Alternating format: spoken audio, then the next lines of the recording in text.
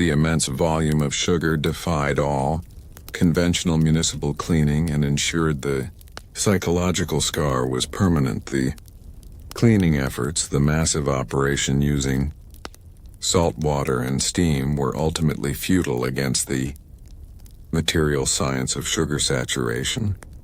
Molasses is highly hygroscopic. It absorbs and retains moisture and odors deeply. The millions of gallons had soaked into the porous old-growth wooden pilings of the wharf, permeated the subsoil and clay layers, and clung to the deep granite structures of the sewers. These materials acted as a vast natural storage facility for the traumatic scent, the detail that truly matters. The psychological torment was ensured by the very structure of the city. The scent was trapped, waiting for the right conditions to be released.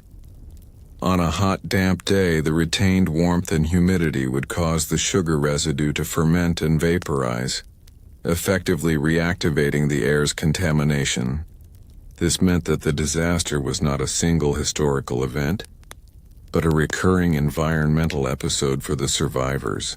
The scent, once a symbol of the USIA's money, became the city's shame, trapped in the physical infrastructure itself.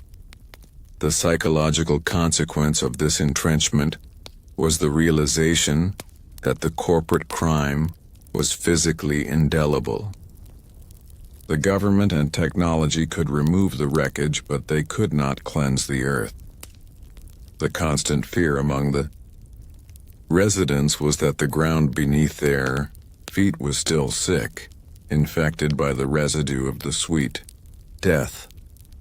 The smell that never left forged a unique and profound collective sensory trauma that deeply affected the cultural identity of the North End.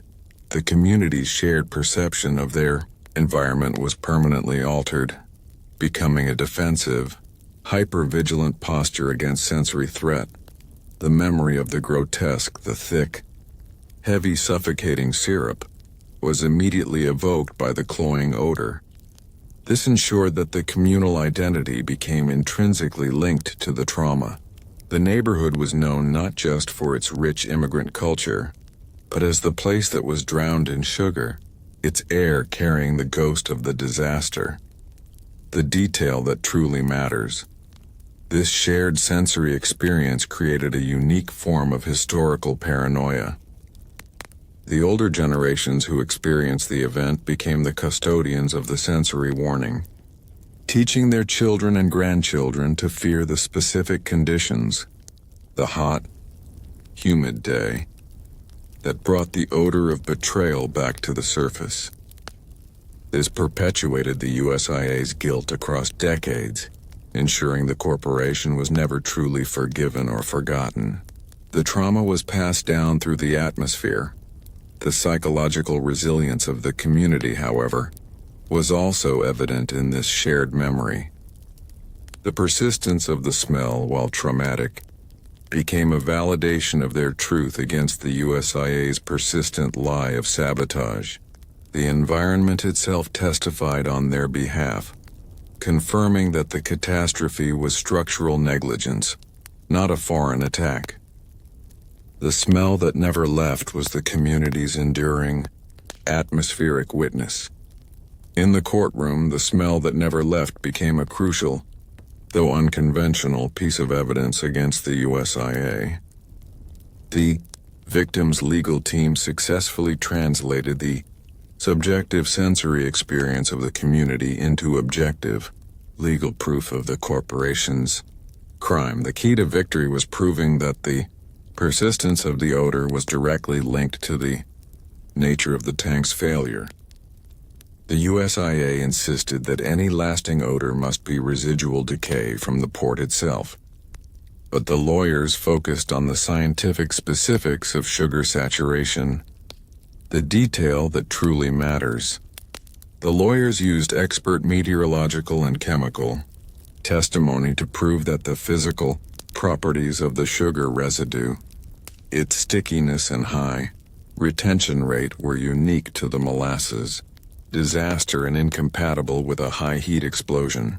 They argued that the persistent scent was the physical proof that the mass was released through a slow, internal fracture and subsequent ground saturation, precisely the scenario caused by the brittle steel and low factor of safety. The lingering smell refuted the core premise of the German bomb theory, which would have vaporized the organic material and dispersed the scent immediately. The psychological impact of this legal maneuver was immense.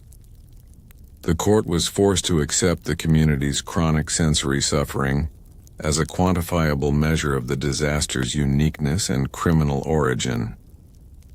The persistent odor, therefore, was not merely a psychological symptom, it was the final, unassailable piece of evidence against the USIA's narrative of deceit. The smell that never left was the truth released into the air, the pervasive, environmental and sensory contamination caused by the smell that never left ultimately forced the political establishment to end its era of institutional complacency. The disaster's enduring psychological footprint ensured that the city could not simply pave over the consequences of its regulatory failure. The smell that never left became the symbolic force driving the push for comprehensive legislative reform. The city and state legislature realized that the cost of ignoring a major corporation's safety protocols extended far beyond immediate casualties. It resulted in the contamination of the public environment and the long-term psychological burden of the citizens. The detail that truly matters. The implementation of mandated professional engineering licensure and rigorous building codes in Massachusetts was directly influenced by the physical evidence that survived the cleanup, the lingering odor and the structural contamination. The new laws were designed to ensure that no corporation could ever again inflict a permanent, unmanageable environmental wound on the public and then deny accountability. The disaster proved that the environment itself was the final witness against corporate greed. The psychological closure provided by this legislative change was significant. It affirmed the citizens' long-held belief that the government had failed them, but that the system could, through sustained effort, be compelled to correct itself. The memory of the sweet, horrifying scent became the eternal reminder of the necessity of vigilant governance and uncompromising safety standards. The smell that never left ensured that the painful lesson of the Molasses Flood would endure, forever woven into the physical and sensory experience of the city. The most unique and tragic dimension of the smell that never left was its transformation into a form of intergenerational trauma. The psychological scar was not confined to those who survived the 1919 disaster. It was indirectly passed down to their children and grandchildren through the environment and through behavioral conditioning. The survivors, the parents and elders of the North End, became hyper-vigilant custodians of the sensory warning. They were constantly on alert for the odor, especially on warm days. This hypervigilance, this constant subtle fear of the air itself, was modeled and absorbed by the next generation. Children learned to associate the specific sweet smell with their parents' sudden anxiety or distant, sad silence. The detail that truly matters. The memory of the trauma was inherited not through verbal storytelling alone, but through the atmosphere. The children growing up in the North End experienced the faint, sickly sweet scent and were told, "That is the flood," instantly linking the benign odor to a history of catastrophic violence and corporate betrayal. The smell that never left became a sensory anchor for the family's deepest historical pain, a constant, physical proof that their sense of security was fragile. The psychological consequence of this intergenerational transfer was profound. It ensured that the USIA's crime remained a present terror, not a past event. The fear of the unseen, of the corporation that destroyed the foundations of their neighborhood, was subtly reinforced whenever the scent of fermenting sugar rose from the pavement. The municipal government's eventual decision to pave over the disaster site and surrounding streets was a classic act of bureaucratic denial, a desperate attempt to achieve symbolic closure and prove that the smell that never left was gone. The futile effort only reinforced the enduring nature of the trauma. The paving was intended to bury the mess and signal a return to normalcy. However, the ground beneath the new asphalt, saturated with millions of gallons of syrup, retained its capacity to release the odor. The heavy, dark asphalt became a visual symbol of the official lie, masking the reality that the earth beneath was still infected with the residue of the crime. The detail that truly matters. The psychological scar was amplified when the smell inevitably returned, seeping through the asphalt on hot days. This act of the scent breaking the surface was a profound symbolic event for the community. It confirmed that the government's attempt to simply cover up the consequences of the USIA's negligence had failed. The smell that never left became the natural force that continually defied institutional denial, proving that the structural wound was permanent. The ongoing legal fight, where the USIA continued to dispute the source of the lingering odor, further fueled the communal distress. The survivors were forced to maintain their vigilance against both the invisible environmental threat and the political forces attempting to deny its existence. The futility of paving ensured that the memory of the trauma was physically written into the city's geography. The smell that never left was the sensory evidence of a deeper, long-lasting environmental condemnation of the North End. The pervasive sugar residue contributed to the decay of the physical environment, ensuring the psychological scar had a structural component. The high concentration of sugar saturated the soil and the old wooden structures of the wharf, accelerating natural decay. The molasses was a foreign, massive organic input that unbalanced the natural environment, turning the subsoil into a breeding ground for microorganisms that contributed to the persistent odor. The detail that truly matters. The molasses did not merely sit on the surface. It penetrated the foundation. The wooden pilings that supported many waterfront buildings and docks were continuously exposed to the sugary, contaminated soil, contributing to their long-term structural failure. The smell that never left was the warning sign of this continuous, subtle environmental destruction. The ultimate cost of the USIA's negligence was calculated not just in immediate casualties, but in the accelerated decay of the city's foundational assets. The psychological impact was the realization that the corporate crime was ecosystemic.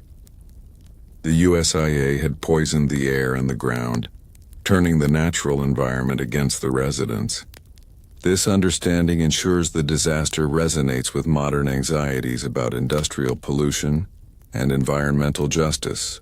The sensory trauma became a constant physical validation of the contamination. The catastrophic force of the ghost ship's wake had passed, leaving behind a devastation measured not just in casualties but in density. The North End became a vast, static, syrupy grave, with millions of gallons of cooling, hardening molasses cementing the debris, the wreckage, and the dead into an unyielding mass. The immediate rescue mission was over. The new mission was the unclean task, a grueling, humiliating labor that proved the permanence of the USIA's crime. The cleanup required an army of men. Hundreds of city workers, engineers, police, and Navy sailors were mobilized to fight the viscous, stubborn residue. They were confronted with a physical reality that defied all conventional cleanup methods.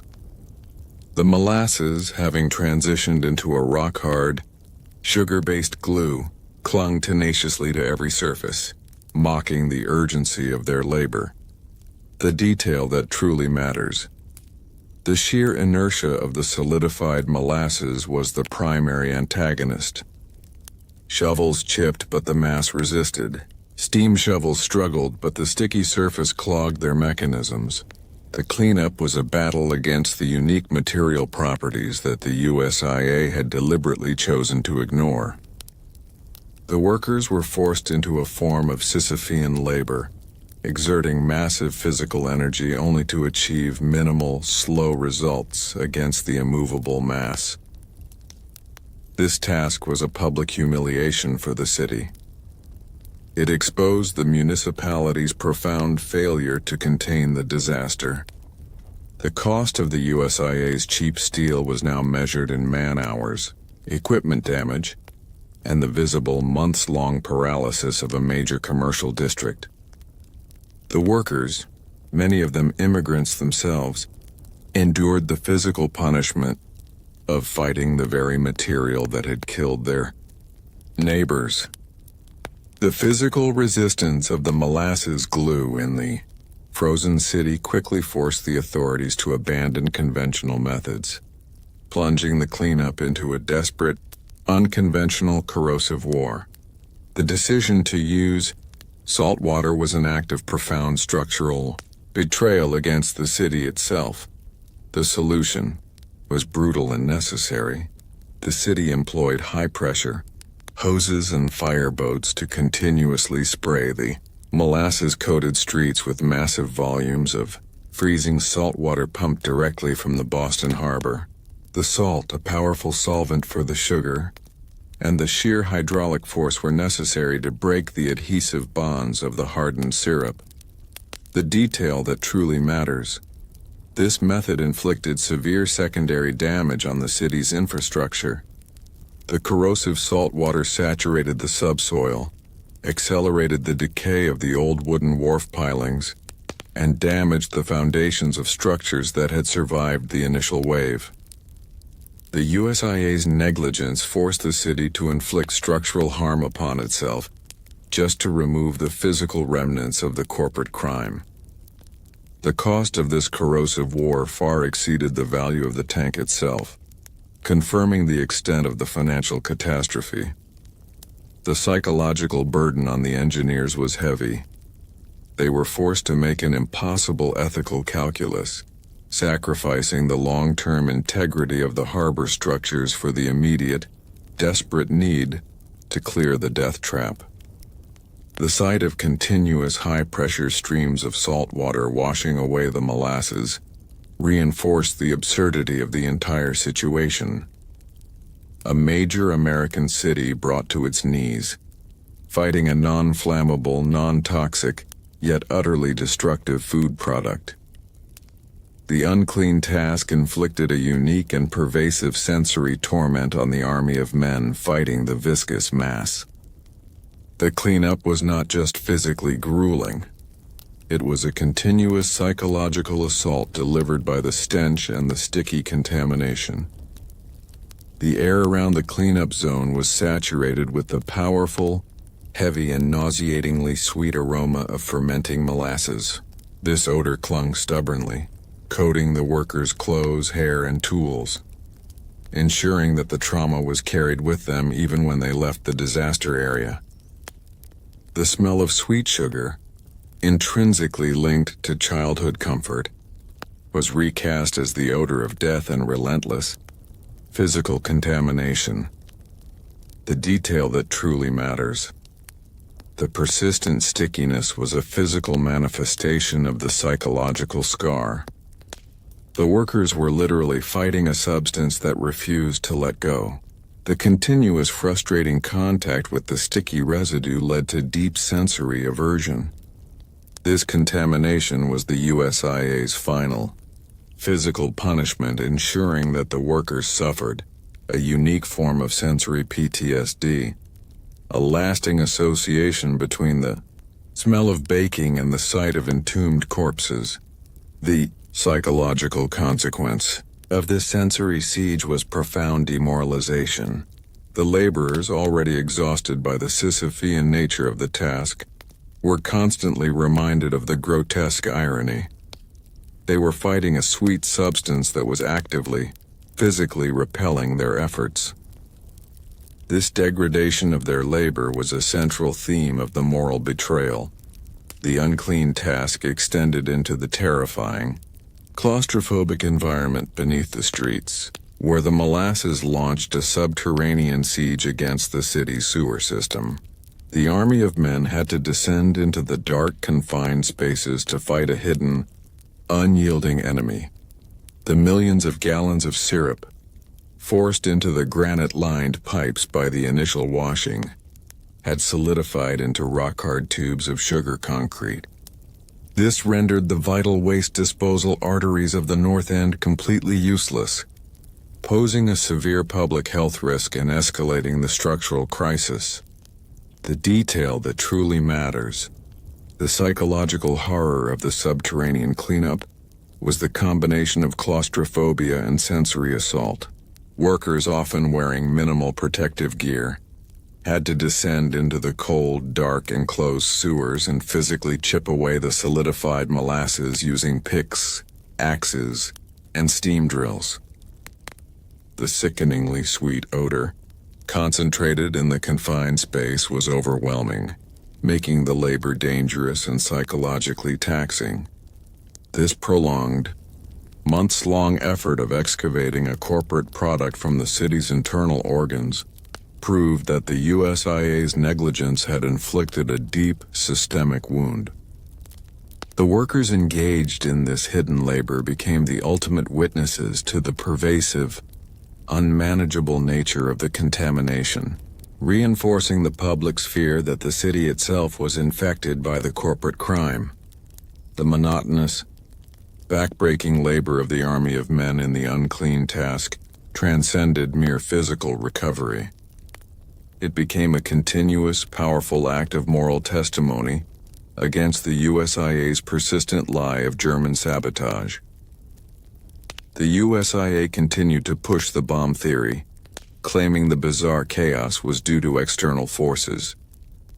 But the men working the shovels and steam hoses knew the truth was sticky and hard.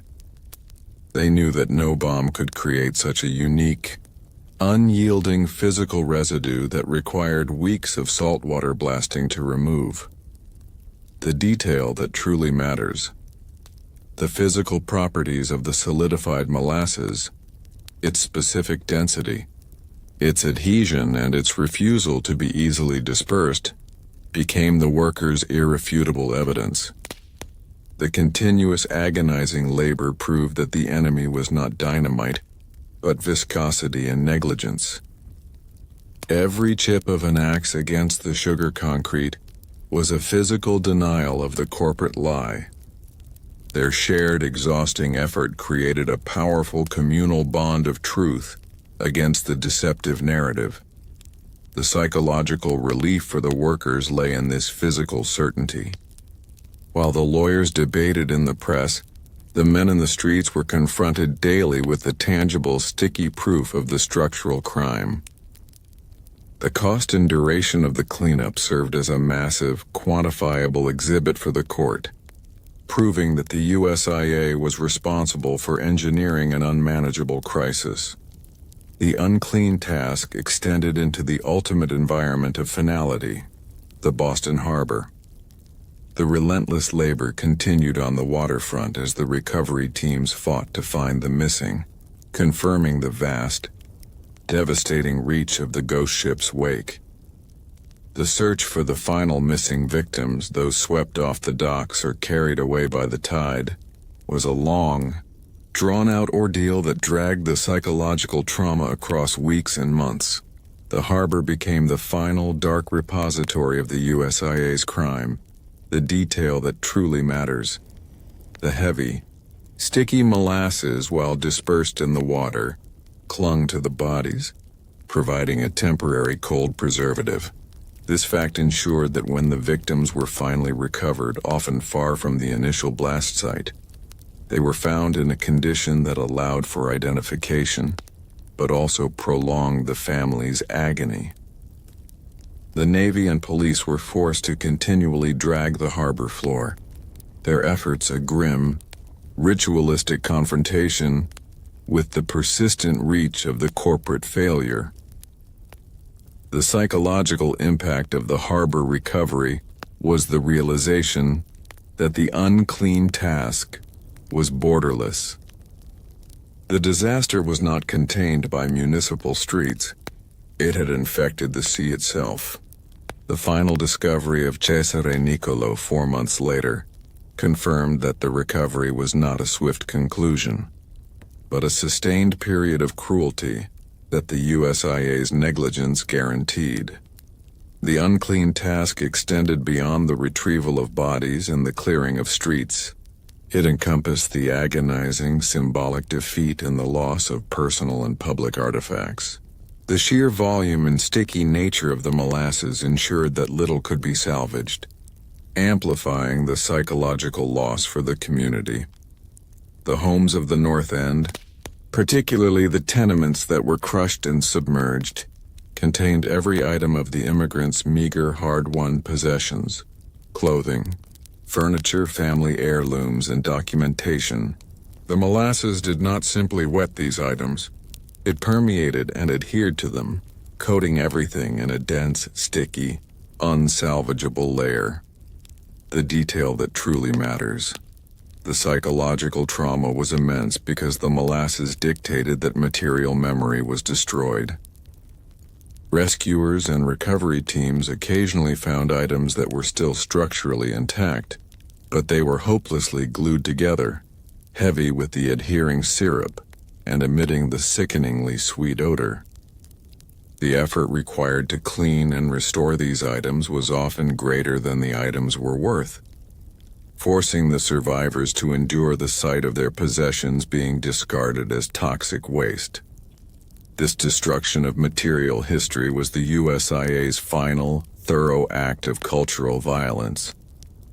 The disaster ensured that the survivors were left not only homeless and injured, but also stripped of the tangible anchors of their past.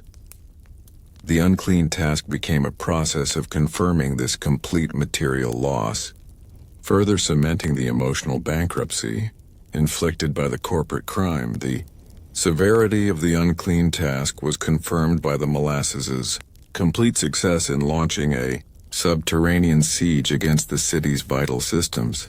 The failure to clear the streets effectively ensured the internal organs of the city became paralyzed. The millions of gallons of syrup, forced into the granite-lined sewer and storm drain pipes, rapidly solidified in the cold, dark depths. The density and chemical composition of the molasses created a physical obstruction that turned the city's waste disposal arteries into solid, unyielding tubes of sugar concrete. This catastrophic blockage did not just inconvenience the city, it created a profound, months-long public health crisis. The detail that truly matters. The psychological horror of the subterranean cleanup was the intense danger and claustrophobia faced by the specialized crews. Workers, often exposed and using rudimentary equipment, were forced to physically descend into the dark, confined sewers. Their mission was to excavate a corporate product using axes, picks, and steam drills against the solidified sugar, enduring the overwhelming, sickeningly sweet odor concentrated in the confined space. This slow, humiliating process proved that the financial cost and physical disruption caused by the USIA's negligence were far greater than any initial estimate. The workers engaged in this hidden labor became the ultimate, silent witnesses to the pervasive, unmanageable nature of the contamination. This prolonged, disgusting struggle reinforced the community's fear that the city itself was infected and permanently scarred by the residue of the corporate crime. The monotonous, back-breaking labor of the army of men in the unclean task transcended physical recovery. It became a powerful, continuous act of moral testimony that actively defied the USIA's persistent lie of German sabotage. The USIA continued to push the bomb theory, claiming the bizarre chaos was due to external forces. But the men working the shovels and steam hoses knew the truth was sticky and hard. They knew that no bomb could create such a unique, unyielding physical residue that required weeks of saltwater blasting to remove. The detail that truly matters, the physical properties of the solidified molasses, its specific density, its adhesion and its refusal to be easily dispersed, became the workers' irrefutable evidence. The continuous agonizing labor proved that the enemy was not dynamite, but viscosity and negligence. Every chip of an axe against the sugar concrete was a physical denial of the corporate lie. Their shared, exhausting effort created a powerful communal bond of truth against the deceptive narrative. The psychological relief for the workers lay in this physical certainty. While the lawyers debated in the press, the men in the streets were confronted daily with the tangible, sticky proof of the structural crime. The cost and duration of the cleanup served as a massive, quantifiable exhibit for the court, proving that the USIA was responsible for engineering an unmanageable crisis. The unclean task extended into the ultimate environment of finality, the Boston Harbor. The relentless labor continued on the waterfront as the recovery teams fought to find the missing, confirming the vast, devastating reach of the ghost ship's wake. The search for the final missing victims, those swept off the docks or carried away by the tide, was a long, drawn-out ordeal that dragged the psychological trauma across weeks and months. The harbor became the final dark repository of the USIA's crime. The detail that truly matters. The heavy, sticky molasses, while dispersed in the water, clung to the bodies, providing a temporary cold preservative. This fact ensured that when the victims were finally recovered, often far from the initial blast site, they were found in a condition that allowed for identification, but also prolonged the family's agony. The Navy and police were forced to continually drag the harbor floor, their efforts a grim, ritualistic confrontation with the persistent reach of the corporate failure. The psychological impact of the harbor recovery was the realization that the unclean task was borderless. The disaster was not contained by municipal streets. It had infected the sea itself. The final discovery of Cesare Niccolo 4 months later confirmed that the recovery was not a swift conclusion, but a sustained period of cruelty that the USIA's negligence guaranteed. They meticulously documented every expense, the fuel for the steam shovels, the man-hours spent chipping, the cost of the saltwater usage, and the bills for excavating the clogged sewer systems. The detail that truly matters. The lawyers used the total financial and resource expenditure to prove that the USIA was guilty of creating an unmanageable, unique public nuisance. They argued that the sheer astronomical cost of fighting the viscous, hardened syrup was a direct result of the USIA's decision to use cheap materials and ignore containment protocols for a product with scientifically predictable properties.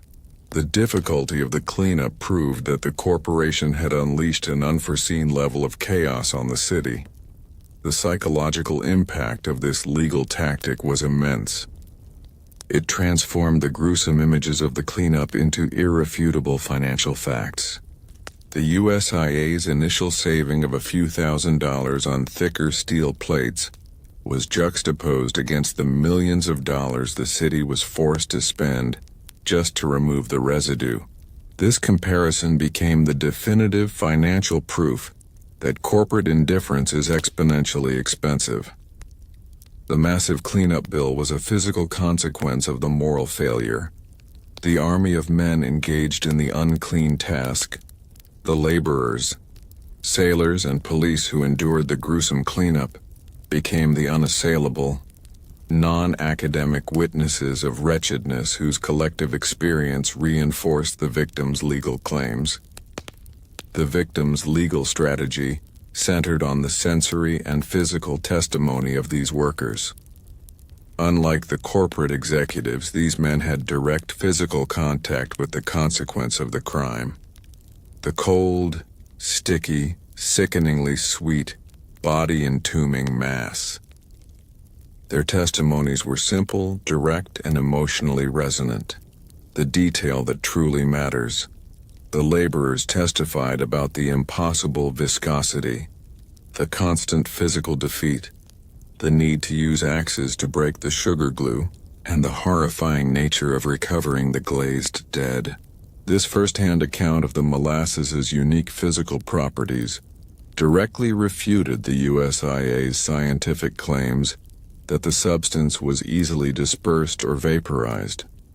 The workers' shared experience of the physical struggle, the moral anguish of moving in slow motion while lives were lost, was presented as irrefutable proof that the fluid was a unique, deadly weapon. The psychological victory in the courtroom was in giving voice to the most marginalized members of the tragedy. The collective, grueling experience of the army of men affirmed that the chaos was not a theoretical anomaly, but a brutal, sustained physical reality dictated by the USIA's engineered failure. Their labor became the moral and physical foundation upon which the legal victory was built. The conclusion of the unclean task left behind a double-edged environmental scar, the lingering sugar residue and the pervasive damage inflicted by the cleanup itself. The city's desperate methods ensured the contamination was profound and long-lasting. The aggressive, necessary use of corrosive salt water to melt the molasses inflicted lasting harm. The salt saturated the soil, accelerating the decay of the old wooden pilings and foundations along the waterfront. This meant the USIA's negligence continued to damage the city's structural integrity years after the collapse. The detail that truly matters. The most potent psychological scar remained the pervasive odor of sweet death. The ground, saturated with sugar and now chemically altered by the salt, continued to release the cloying, sickeningly sweet scent on warm, humid days. This perpetual sensory trigger ensured that the memory of the disaster was not confined to history books, but was physically embedded into the environment, becoming the city's enduring atmospheric ghost. The smell that never left proved that the corporate crime had inflicted a permanent, unmanageable wound. The unclean task provided the definitive, final evidence that the tragedy was not a simple accident, but a total systemic failure, a failure of engineering, a failure of regulation, and ultimately, a failure of moral responsibility by the Colossus of Purity. The grueling labor of the army of men secured the historical and legal truth, ensuring the Molasses Flood would forever serve as a bitter, sticky lesson in accountability. The initial chaos of the collapse gave way to the grim accounting of the dead, but the true psychological torment settled on the families of the missing. The molasses, in its cold, viscous density, had performed a final, cruel act. It had become a masterful agent of concealment, hiding the final victims within its vast, sticky embrace. The search for the invisible corpse was launched, transforming the disaster site into a protracted, agonizing scene of historical mystery. The immediate casualties were identified among the crushed wreckage, but several names lingered on the missing persons list, swallowed by the ghost ship's wake. The sheer volume of the syrup, mixed with debris and hardened by the cold, ensured that locating a human body was a task akin to finding a single fragment in a vast, dark block of concrete. The physical properties of the corporate product prolonged the trauma, holding the victims as secret, unyielding hostages. The detail that truly matters. The psychological terror for the families was the sustained uncertainty. They were forced to endure days and weeks of agonizing ambiguity, oscillating between the faint hope of survival and the chilling realization that their loved one was entombed just feet away, invisible within the hard, sticky shroud. This forced waiting period was a unique form of psychological torture, designed by the physical laws the USIA chose to ignore. The search teams, exhausted from the Sisyphean labor of chipping away the molasses glue, were forced into this frustrating, meticulous search. They used long poles, axes, and their bare hands to prod and scrape the dark mass, facing the constant, sickening uncertainty of whether the object they struck was a piece of wreckage or the remains of a victim. The struggle to find the invisible corpse centered on the final few names on the missing persons list, men whose lives were tragically erased by the dense viscosity of the USIA's product. Their long absence highlighted the terrifying, unique ability of the molasses to deny human form. The victims whose remains were found last were often located in the deepest, most inaccessible pockets of the solidified syrup, beneath the wreckage of the L, sealed deep in the basements of crushed buildings or swept into the storm drain systems. These areas, where the molasses had achieved maximum concentration and rigidity, became the most secure, syrupy graves, the detail that truly matters. The molasses performed a visual neutralization of the human body. The heavy syrup coated the victims, freezing their remains in contorted, unrecognizable postures. The psychological burden on the search teams was not just the physical effort of chipping away the glue, but the necessity of dealing with remains that were stripped of their dignity and identity. The trauma of handling the glazed dead was intense, transforming the noble act of recovery into a grotesque, macabre task. The USIA's continued denial, amplified by the uncertainty over the body count, added a layer of cruel institutional pressure to the search.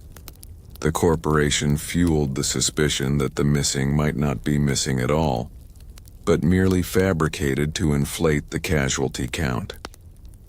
This forced the recovery teams to work under the continuous, agonizing pressure of the corporate lie. The agonizing search for the invisible corpse eventually led the recovery efforts to the sprawling, cold expanse of the Boston Harbor.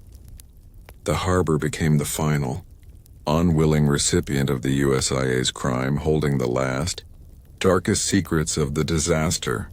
The molasses, flushed from the streets and sewers, had poured into the water, and with it, carried the bodies of the victims swept from the docks or carried by the relentless tide. The harbor's dark, icy waters provided the ultimate environment for concealment, adding the vastness of the ocean to the density of the molasses. The detail that truly matters. The wait for the harbor to surrender its victims was a sustained psychological torture for the families. The search became an agonizing ritual. Days spent dragging the harbor floor, watching the waves for any sign of a body that might be miles away. The dense molasses had clung to the bodies, providing a temporary preservative that ensured the discovery would be drawn out across the entire winter and spring. The uncertainty and the cold confirmed the pervasive reach of the disaster. The most notable case of the invisible corpse found its conclusion nearly 4 months later. In April 1919, Cesare Nicolò, a laborer swept into the water, was recovered from beneath a distant wharf miles from Commercial Street. His recovery confirmed the extreme, widespread radius of the ghost ship's wake. The prolonged wait from January to April was a final, profound act of cruelty inflicted on the city by the USIA's negligence. The psychological impact of Nicolò's delayed discovery was immense. It proved that the disaster was not a contained event. It was a crime whose consequences bled out into the environment, forcing the entire city to bear the psychological burden of the unresolved missing. The protracted search for the invisible corpse and the agonizing, months-long wait for the harbor to surrender. Its dead necessitated a final, methodical reckoning that went beyond simple recovery. The city needed to establish definitive closure to counter the psychological torment of the sustained uncertainty. The discovery of Cesare Niccolo, 4 months after the explosion, marked the official end of the search for the dead. His recovery brought a final grim confirmation of the casualty count. This final painful act of closure was crucial for the community, finally ending the corrosive cycle of hope and dread surrounding the missing persons list. The detail that truly matters. The process of identifying the final victims became a key element in the legal battle. The USIA's defense relied on the ambiguity of the missing persons list to sow doubt about the true source of the disaster. The meticulous work of identifying the recovered bodies, confirming their presence at the blast site, and linking their deaths to the crushing and suffocating force of the molasses became vital testimony against the corporate lie. The invisible corpse, once found, became a silent, powerful witness to the USIA's negligence. The psychological relief of this final accounting was immense.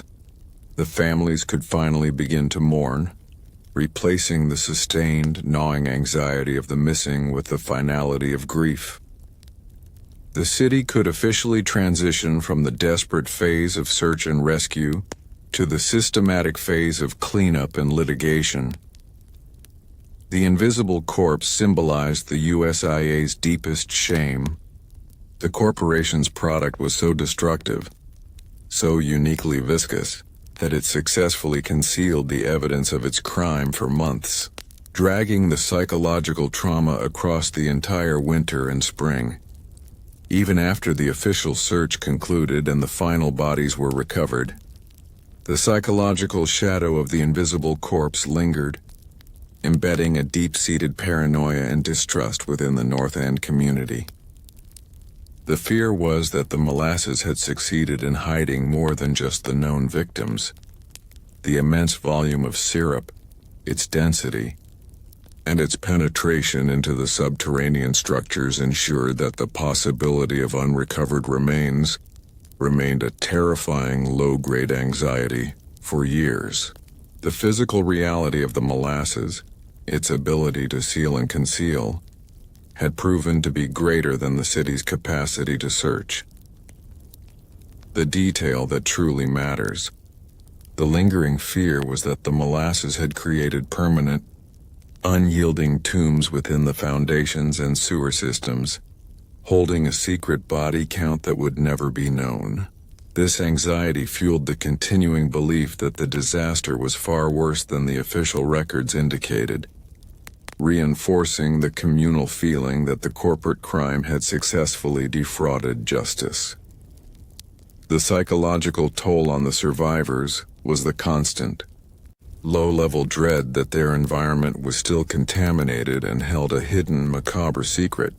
This fear was often triggered by the smell that never left. The sweet odor that seemed to whisper of the unrecovered dead beneath the pavement. The invisible corpse, even after being found, became a powerful symbol of the fragility of certainty. The disaster taught the citizens that the material world, the street, the sewer, the harbor, could be weaponized against them, and that the truth could be successfully concealed by the density of a corporate product. The memory of the agonizing search ensured that the trauma was passed down through generations. The memory of the agonizing search for the invisible corpse provided the USIA with a long-term, structural advantage even after the initial lawsuit concluded. The uncertainty that lingered in the North End served as a perpetual, low-grade corporate alibi. The USIA's strategy relied on the principle that unresolved doubt corrodes belief. Even though the court ultimately found against them, the continued questioning about the true casualty count, the location of the final bodies, and the sheer impossibility of the molasses acting as a fluid grave all served to dilute the collective memory of the crime. The USIA relied on the community's historical paranoia to maintain a subtle, persistent narrative of ambiguity. The detail that truly matters. The difficulty of the recovery became a symbolic justification for the unforeseeable defense. The corporation argued that a disaster with such bizarre physical consequences, molasses acting as a preservation agent and a total concealment mechanism, could not have been predicted by engineering standards. The invisible corpse was used to argue that the disaster was an anomaly, not a failure of diligence. The psychological fight for the survivors continued for decades. They were forced to defend the certainty of their traumatic experience against the powerful, subtle, corrosive force of historical skepticism. The USIA's ultimate long-term weapon was the simple fact that the molasses had done its job too well, concealing the evidence and creating enough enduring doubt to cloud the memory of the crime. The harbor phase of the search for the invisible corpse introduced a chilling new complexity.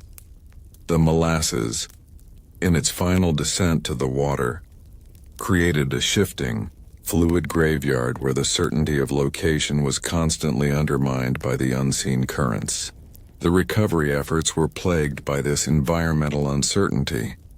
The density of the molasses, combined with the extreme cold of the water, meant the heavy syrup settled along the harbor floor and flowed unpredictably with the tides and currents.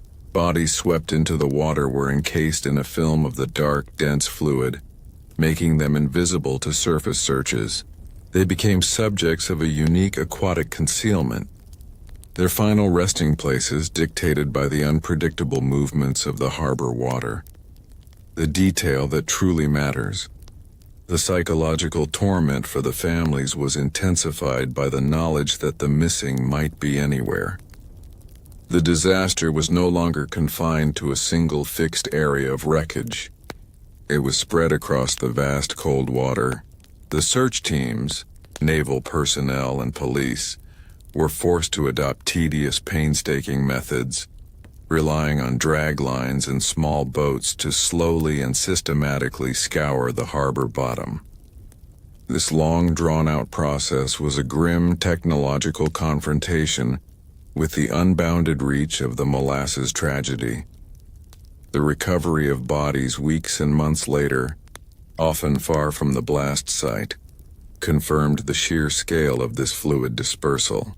Each discovery reset the psychological clock for the families, reinforcing the horrifying truth that the molasses, even when dissolved in water, remained a potent agent of concealment. The invisible corpse was truly everywhere and nowhere. The final days of the search for the invisible corpse represented a period of extreme psychological endurance for the remaining families. The diminishing likelihood of finding survivors was countered only by the crushing certainty of finding the dead, transforming the wait into a relentless torture of hope.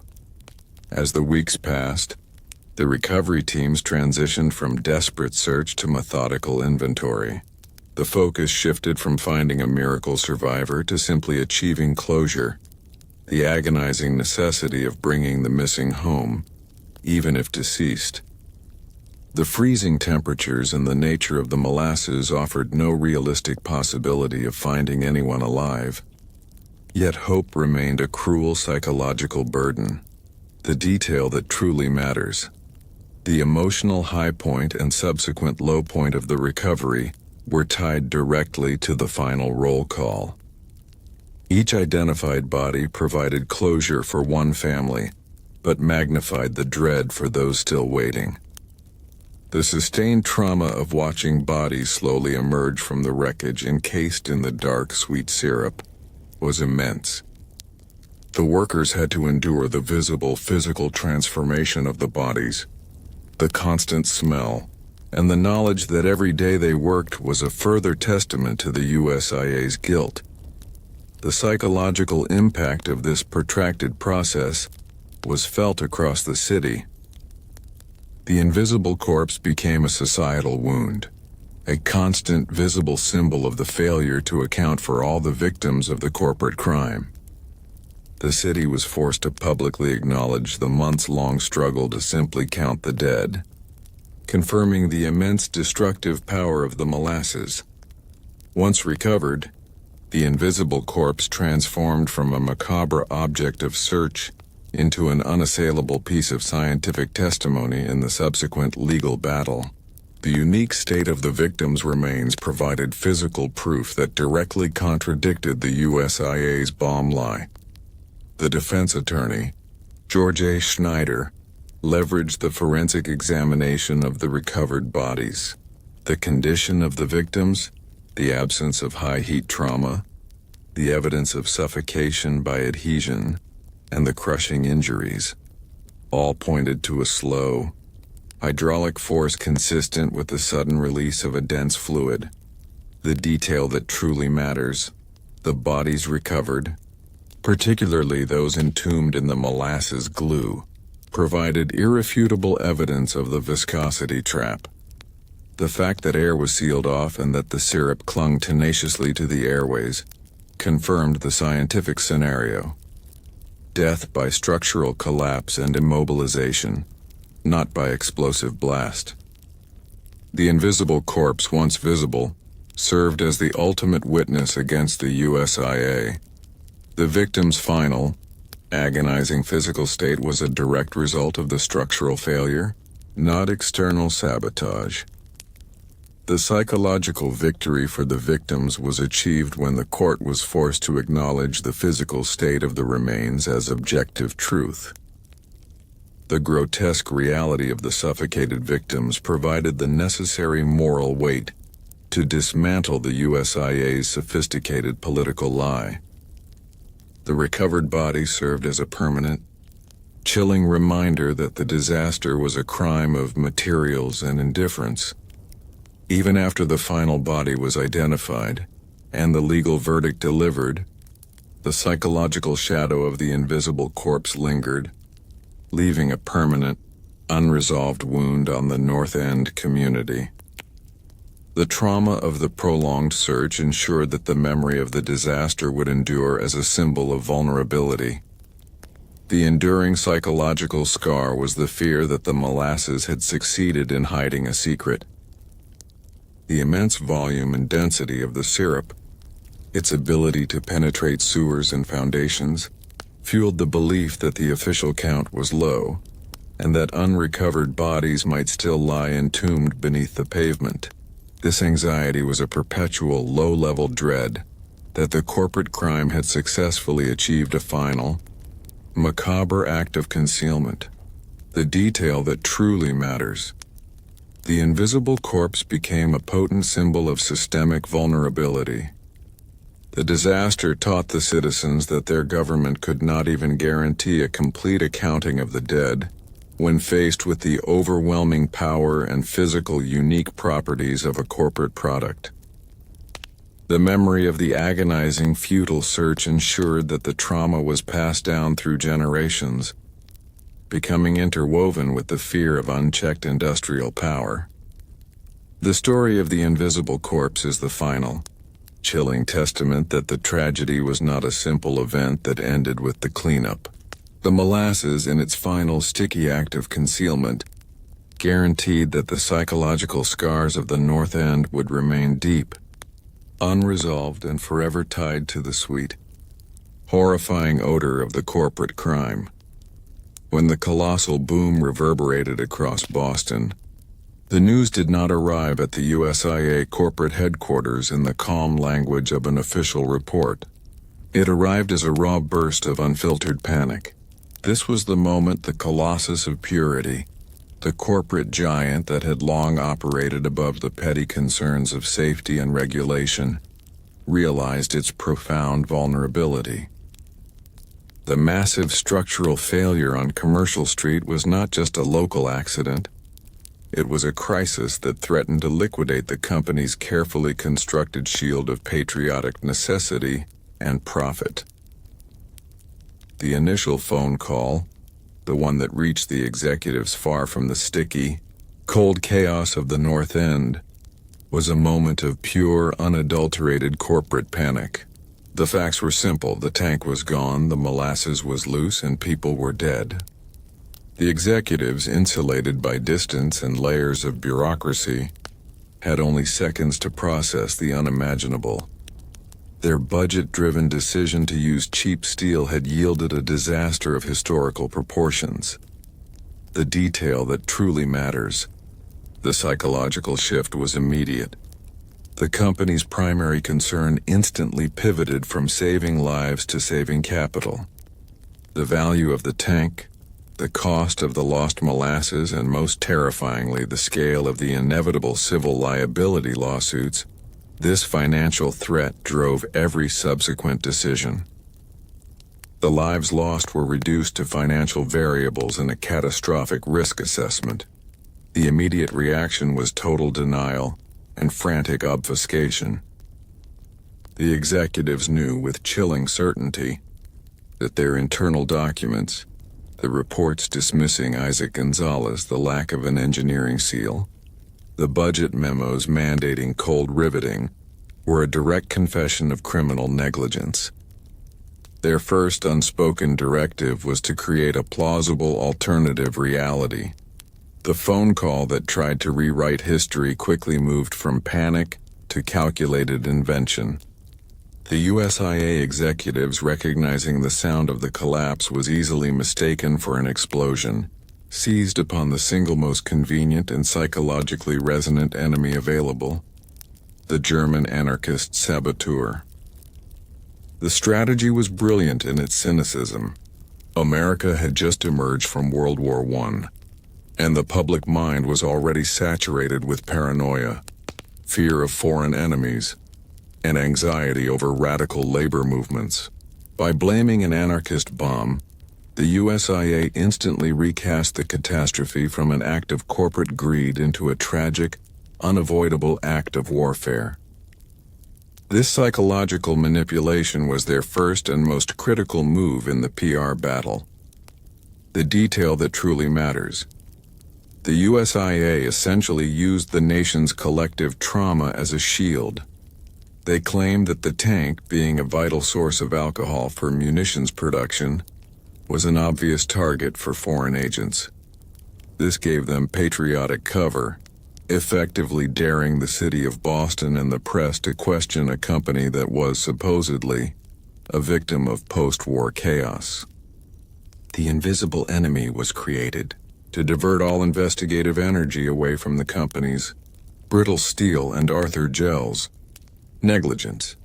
The psychological impact of this immediate counter-narrative was immense. It forced the traumatized community to instantly doubt their own sensory experience. The victims who had heard the tank groan for years were told by the powerful corporate voice that their memory was flawed, that the truth was a hidden conspiracy theory. This attempt to gaslight the entire neighborhood was a profound, immediate act of psychological violence.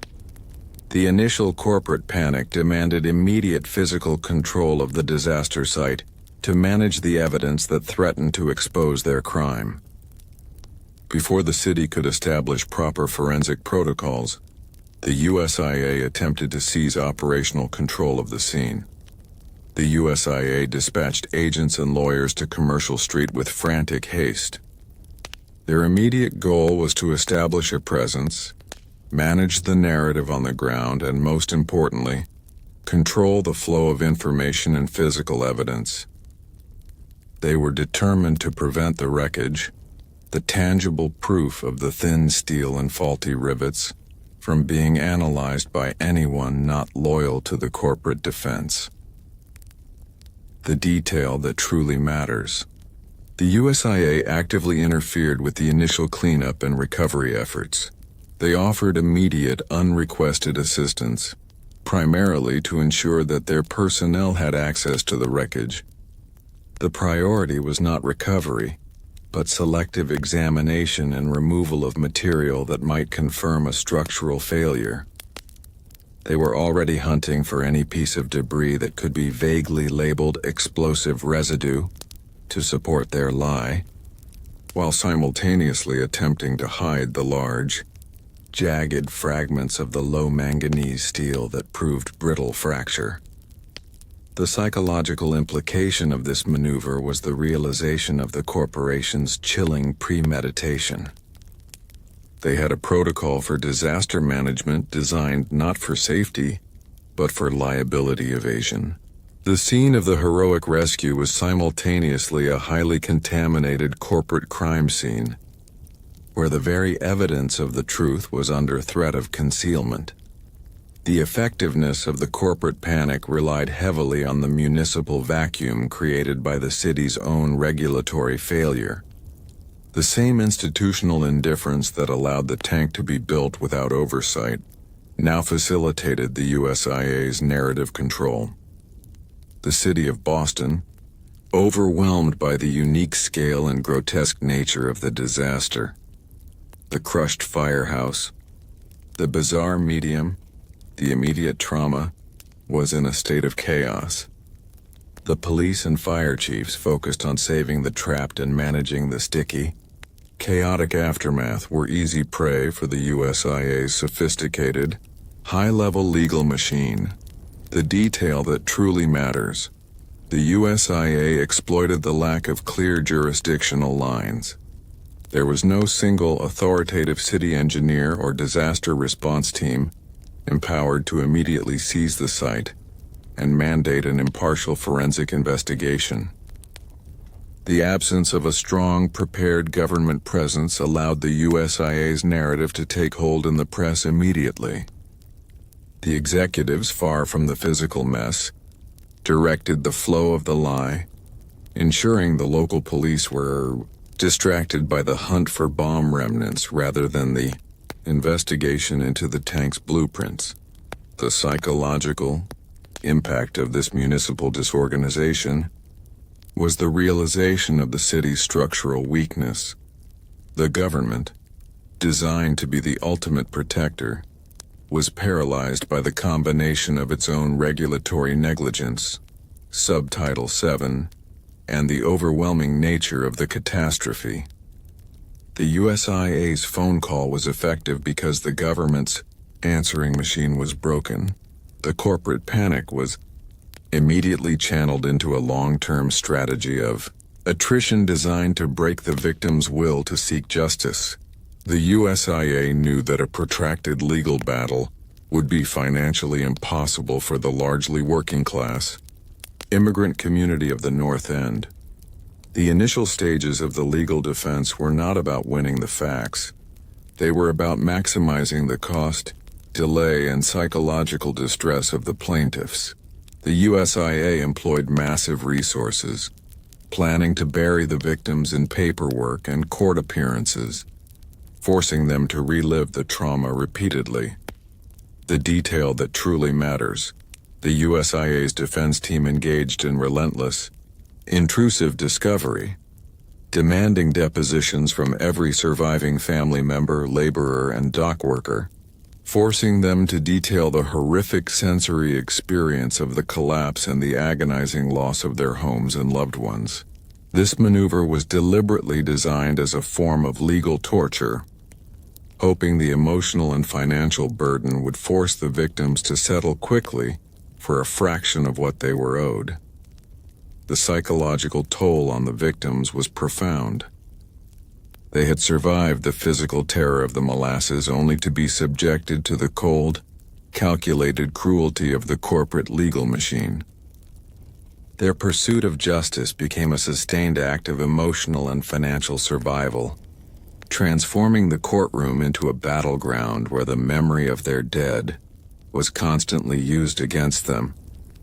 Despite the coordinated corporate panic and the successful deployment of the anarchist lie, the USIA's elaborate attempt to rewrite history contained an inevitable flaw: the physical reality of the wreckage. The nature of the structural failure was too blatant to be permanently hidden.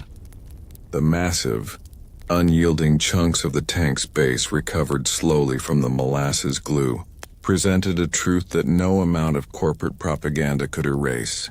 The brittle low manganese steel and the telltale signs of the misaligned, forced rivets remained as silent, physical witnesses to the crime. The detail that truly matters. The phone call that tried to rewrite history ultimately failed because the USIA could not erase the fact that the rupture was a brittle fracture, characteristic of a sudden structural overload, not a high-explosive detonation. The lingering odor of fermenting molasses, far from being vaporized by a bomb, proved that the disaster was a slow, chemical-physical event that had been set in motion by cheap construction. The physical reality of the scene defied the USIA's fabricated narrative.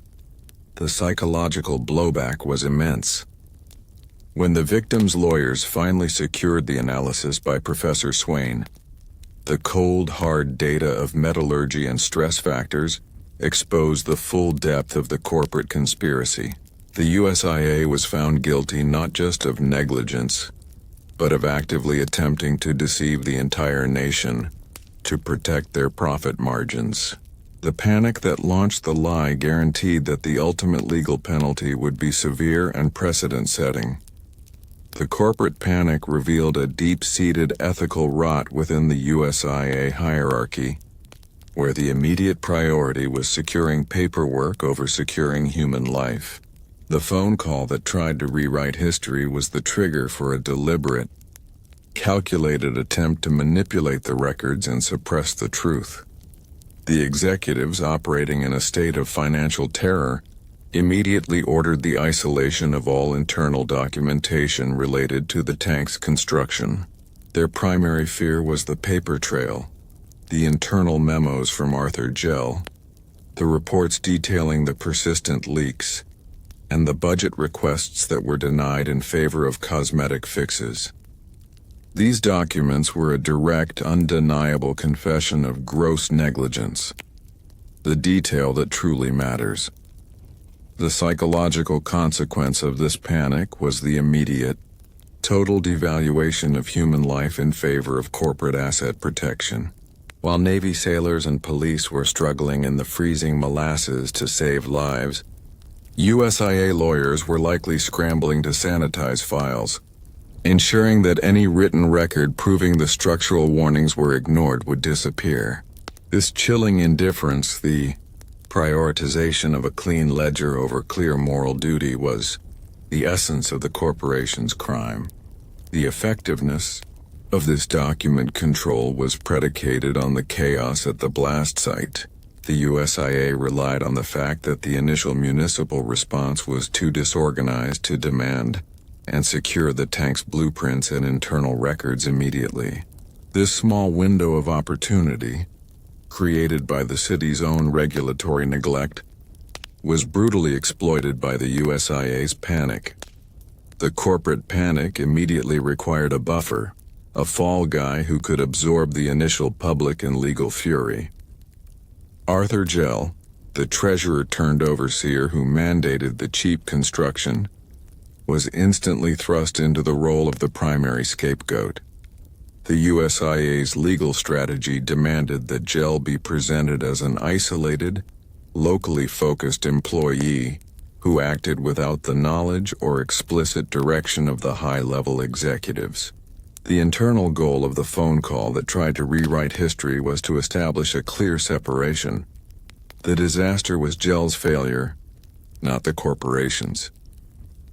The USIA actively promoted the image of Gell as an incompetent manager who cut corners on his own initiative, hoping to deflect responsibility from the centralized, budget-driven decisions made in their distant headquarters, the detail that truly matters. Gell became the face of the USIA's betrayal in the immediate aftermath. He was subjected to intense scrutiny and pressure, forced to manage the initial press inquiries while his entire career, and likely his freedom, hung in the balance. The psychological burden on Gell was immense. He was made the public symbol of a crime that was ultimately mandated by the profit demands of the entire executive board. The USIA exploited the public's desire for a single, identifiable villain. Blaming the distant, unseen executive structure was difficult. Blaming the local man who oversaw the faulty construction was simple.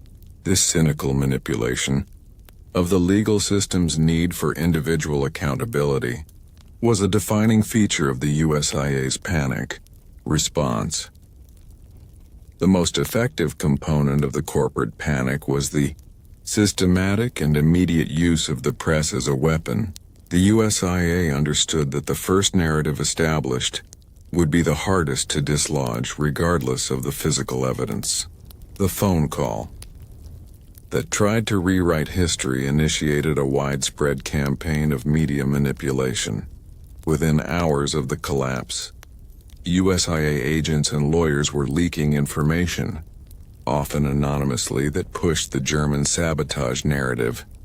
They capitalized on the initial auditory confusion, the boom, and the public's fear to ensure that bomb became the primary headline and the leading subject of police investigation.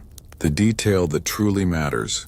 The psychological power of this campaign was the ability to override sensory reality. The victims and rescuers who had witnessed the terrifying, unique physical properties of the molasses, the slow suction, the hardening glue, the muffled screams, were now reading headlines that denied their experience. The corporation's lie was disseminated as fact, forcing the community to doubt their own eyes and ears. This institutionalized gaslighting was a final, profound act of betrayal.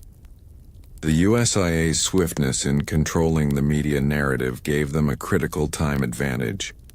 While the public and the police were distracted by the hunt for bomb fragments and foreign anarchists, the USIA gained weeks to consolidate its legal defenses, coach witnesses, and, most importantly, destroy or conceal incriminating internal records. The panic succeeded because it bought time with deception. The brilliant cynicism of the corporate panic ultimately contained the seeds of the USIA's greatest defeat. By insisting so strongly on the external political cause of the disaster, the USIA inadvertently invited a level of forensic scrutiny that eventually shattered their lie. The claim of a high-explosive bomb was a bold move, but it was scientifically testable. The USIA's insistence on the narrative forced the city and the victims' lawyers to seek out experts who could definitively prove whether the wreckage contained evidence of an explosion or evidence of structural failure. This led directly to the recruitment of Professor George F. Swain of MIT. The detail that truly matters. The USIA's lie was defeated by physics and metallurgy. Swain's forensic analysis of the brittle steel and the signs of fatigue, the half-inch thickness, the misaligned rivets, the low manganese content, proved with irrefutable data that the rupture was an internal structural failure, inconsistent with a high-heat external blast. The molasses, far from being consumed by a bomb, was simply released and cooled, a consequence of viscosity and gravity, not dynamite. The psychological victory was profound. The cold, hard data of science finally validated the trauma and testimony of the marginalized victims. The phone call that tried to rewrite history was ultimately exposed as a desperate, transparent attempt at criminal concealment, ensuring that the final legal precedent established against the USIA was severe. The corporation's panic guaranteed a legacy of lasting legal shame. The effectiveness of the corporate panic lay in its meticulous subversion of the truth, building the anarchist alibi on a foundation of lies of omission and commission. The phone call that tried to rewrite history established a clear, chilling structure for the USIA's denial. The USIA's legal strategy rested on two primary pillars, both designed to deflect blame from the fragile steel. First, the lie of commission, insisting a bomb was used, leveraging the loud metallic sound of the brittle fracture as proof of an external force. Second, the lie of omission. Suppressing all internal evidence that proved the tank was a structural hazard long before January 1919, the detail that truly matters. The corporation weaponized the absence of warning as evidence of sabotage. They argued that if the tank were truly failing, the city would have had ample warning. They intentionally ignored the fact that the only warnings, the groaning and the leaks, were dismissed by their own overseer, Arthur Gell, under the company's explicit directive. By gaslighting the public into believing the crisis was sudden and external, they successfully masked the years of conscious neglect that preceded the explosion. The psychological impact of this subversion was immense. It forced the traumatized survivors to spend years battling the weight of the USIA's official denial. The victims were not just seeking compensation. They were fighting a brutal war to reestablish objective reality against a powerful corporation that sought to define the historical truth through a fabricated narrative of conspiracy. The USIA executed a rapid and pervasive media blitz, ensuring their fabricated narrative gained irreversible momentum in the first 48 hours. The corporate panic dictated that the lie must travel faster than the truth could be uncovered.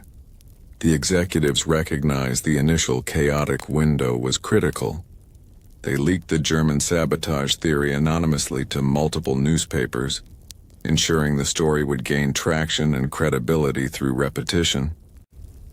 This controlled dissemination guaranteed that the police investigation would be focused entirely on chasing the invisible enemy, diverting valuable time and resources. The detail that truly matters. The USIA gained a massive time advantage through this deception. While the city spent days looking for non-existent bomb residue and anarchists, the USIA used that same window to consolidate their legal defense, coach their employees, and potentially destroy internal memos proving structural negligence. The public, overwhelmed by the grotesque nature of the Molasses disaster, found the simple, immediate explanation of a bomb to be psychologically easier to process than the complex, horrifying truth of corporate indifference.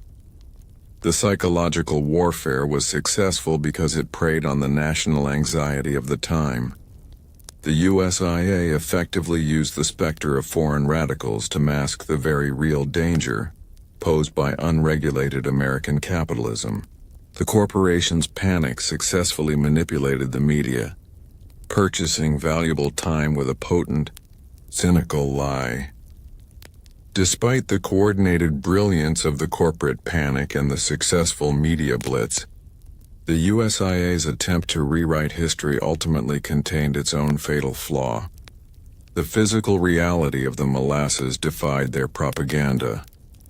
The core of the USIA's lie, that a high-explosive bomb caused the disaster, was scientifically incompatible with the scene. A bomb would have scattered the debris widely and vaporized the organic molasses due to intense heat.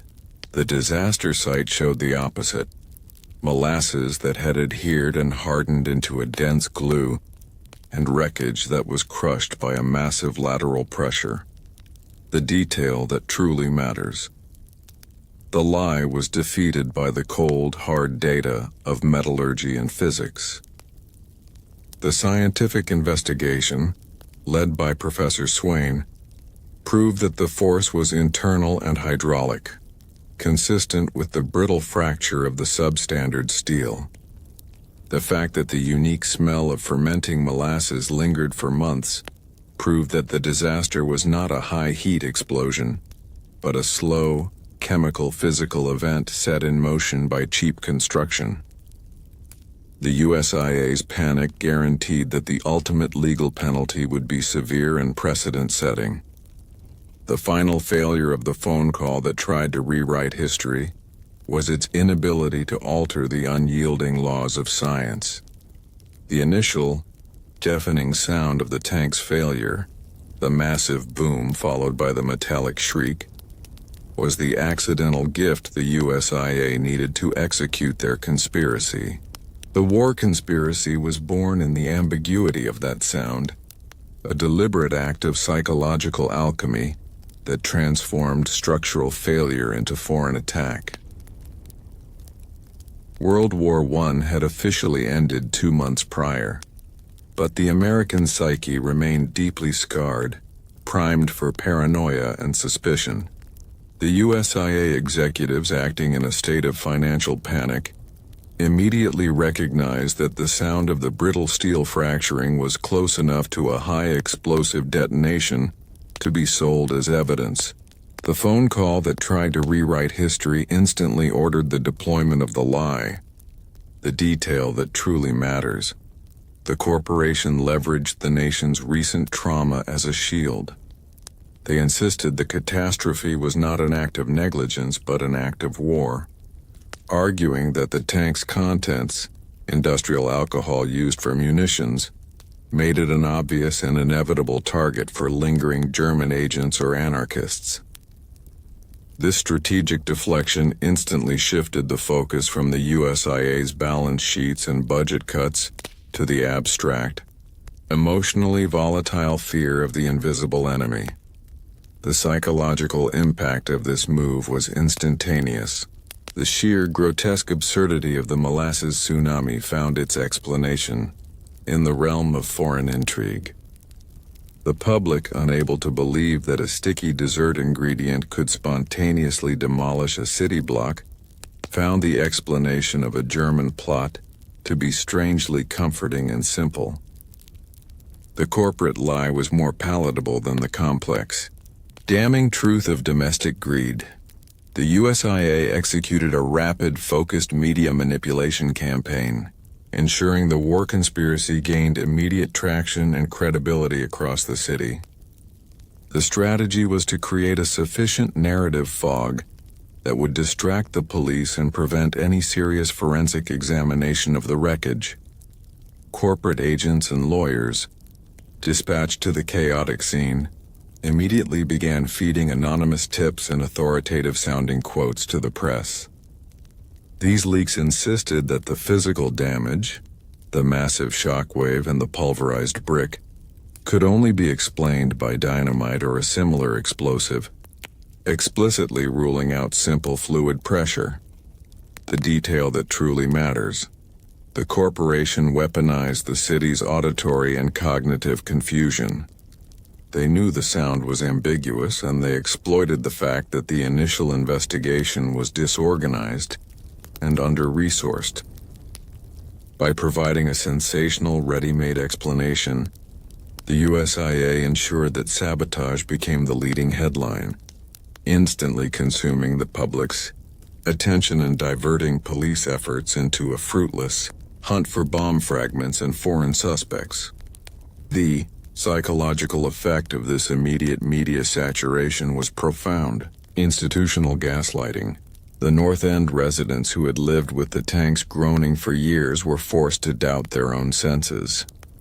The USIA effectively compelled the victims to internalize the lie, suggesting that any claim of structural failure was either hysteria or opportunism, motivated by a desire to profit from a political tragedy.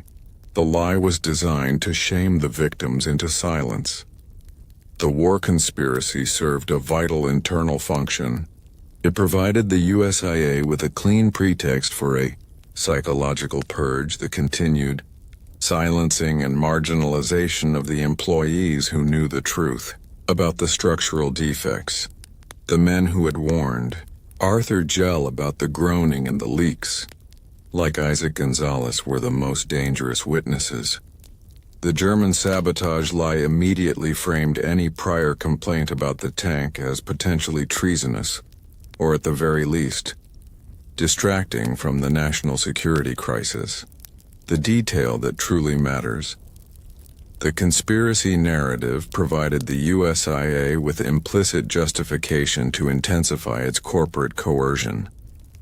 The company did not have to fire Gonzalez for criticizing management. It could simply imply that any renewed discussion of thin steel would aid the German cause by distracting from the investigation into the bomb. This chilling pressure was effective, forcing the most credible insider witnesses into a state of protracted silence, terrified that their truthful testimony might be interpreted as an act against the state. The psychological burden on Gonzalez and others was immense. They carried the secret of the inevitable disaster, knowing the true killer was corporate greed, but were unable to speak out without risking their livelihoods and potentially facing public scrutiny under the lens of national paranoia. The USIA effectively used the specter of the foreign enemy to crush dissent and conceal the domestic crime, the most insidious success of the war. Conspiracy was its ability to use the unthinkable physical reality of the disaster to support its lie. The massive destruction caused by the molasses was so total and bizarre that it inadvertently provided false credibility to the bomb theory.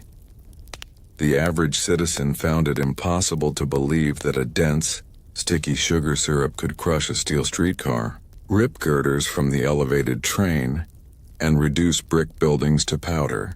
The sheer kinetic force of the ghost ship's wake defied common sense and industrial experience. The detail that truly matters. The USIA capitalized on this cognitive dissonance. They argued that since no simple liquid could inflict this level of damage, the catastrophe must be the result of a high-power explosive. The visible violence, the twisted steel and pulverized concrete, became evidence that only an external malevolent force could explain. The magnitude of the destruction was transformed into a feature of the propaganda. The psychological impact was that the physical evidence of the USIA's negligence was successfully disguised as the proof of their innocence. The immense density of the molasses, which was the scientific cause of the crushing, was recast as the effect of a bomb, the necessary force required to break the tank. The war conspiracy effectively inverted the scientific truth, forcing the public to believe that the visible horror was a political event, not a predictable physical one. The war conspiracy quickly moved from the pages of the newspaper to the official records of the Boston courts. The USIA's immediate response to the dozens of civil claims was to formalize the German sabotage lie, using it as a central legal shield against accountability. In their formal legal filings and answers to the plaintiffs' complaints, the USIA categorically denied any structural negligence. They instead argued an affirmative defense, that the tank was destroyed by an external criminal act beyond their control, namely anarchists or agents of the Imperial German government. The detail that truly matters. This legal maneuver was designed to achieve two goals: delay and deflection. By asserting a military or political cause, the USIA hoped to drag the case into complex federal jurisdiction, or at least force the victims' lawyers to spend years and massive resources attempting to disprove a conspiracy theory, rather than focusing on the simple, damning facts of the brittle steel and the misaligned rivets.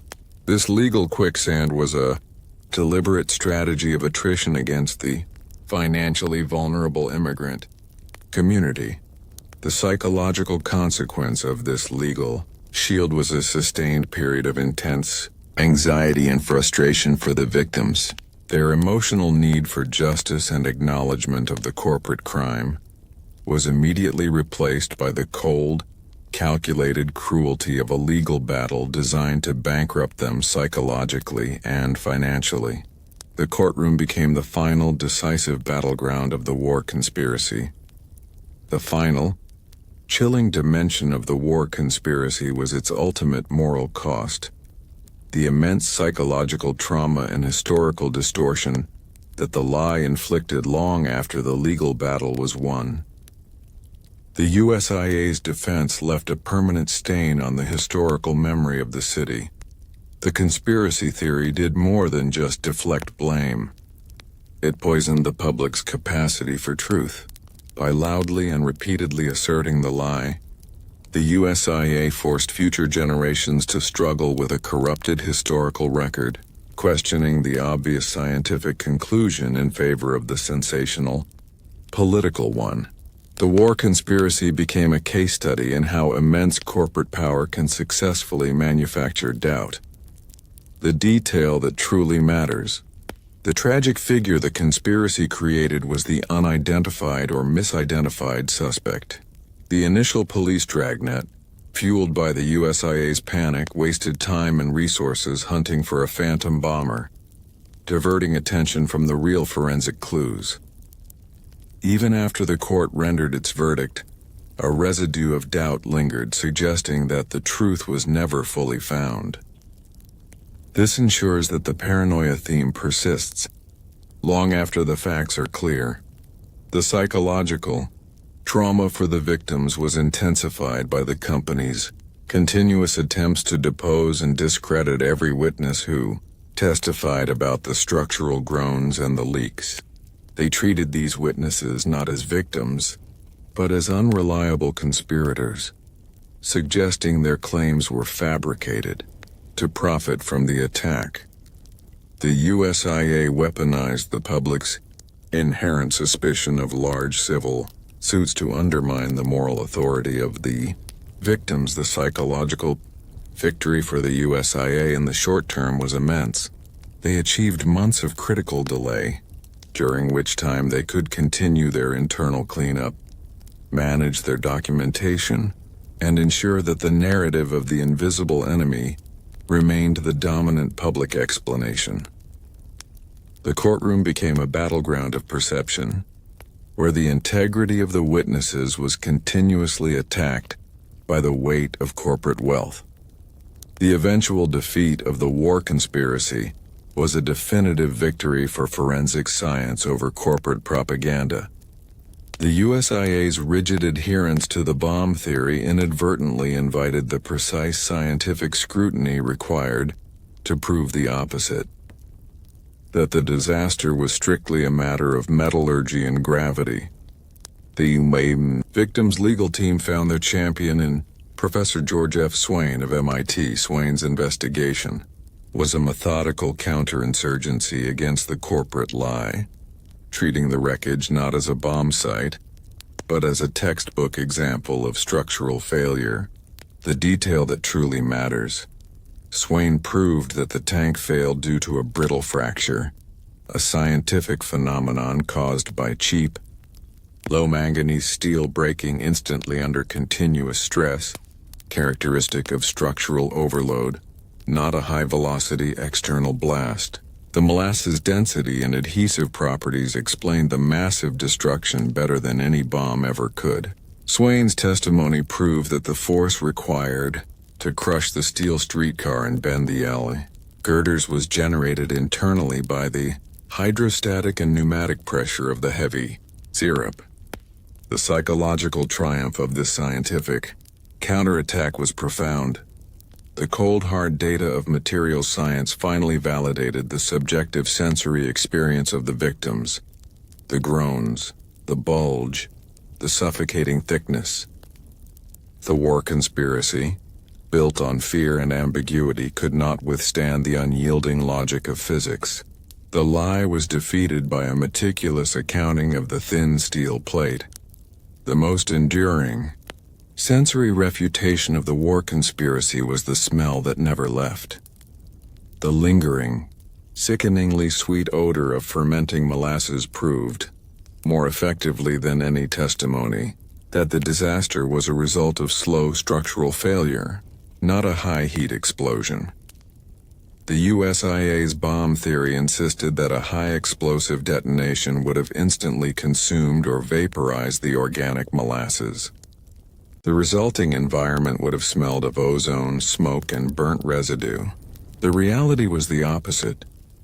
The air was saturated with the pervasive, heavy scent of raw, fermenting sugar that persisted for months. The detail that truly matters. The persistent odor served as the community's atmospheric witness. The sensory proof was irrefutable. The molasses was merely released and cooled, not vaporized. This fact demonstrated that the catastrophe was caused by a sudden, massive breach and subsequent ground saturation. Precisely the scenario caused by the brittle steel and the hydrostatic pressure. The odor became the physical symbol of the USIA's guilt, a sensory truth that defied their fabricated narrative. The psychological consequence of this sensory contradiction was immense. The war conspiracy could survive rational debate, but it could not survive the persistent smell of the crime. The odor continually reminded the public that the disaster was uniquely grotesque, internal, and entirely due to the nature of the product the USIA was storing in inadequate containment. The smell of betrayal haunted the city and proved the USIA's lie was fundamentally flawed. While the USIA ultimately lost the legal battle, the war conspiracy achieved a final insidious triumph. It permanently contaminated the historical record, ensuring that a residue of doubt and paranoia would cling to the disaster for decades. The USIA's aggressive, sustained effort to push the German sabotage lie meant that the narrative was introduced early and widely. Even after Auditor Hugh Ogden delivered the landmark verdict against the USIA, the sensational nature of the conspiracy theory ensured that it lingered in the popular imagination. The question, was it a bomb? Never truly disappeared. The detail that truly matters. The psychological legacy is the permanent inclusion of the political conspiracy within the history of the disaster. The USIA's strategic deception ensured that the story of the Molasses Flood would not be a simple, clean narrative of engineering reform, but a complex, enduring historical mystery tied to the core American anxieties of hidden enemies and government cover-up. The corporation succeeded in making its crime feel like a historical inevitability, rather than a specific, budget-driven decision. The final triumph of the war conspiracy was the demonstration that corporate power could successfully pollute the historical truth. The memory of the disaster became permanently interwoven with the dark possibility of political sabotage.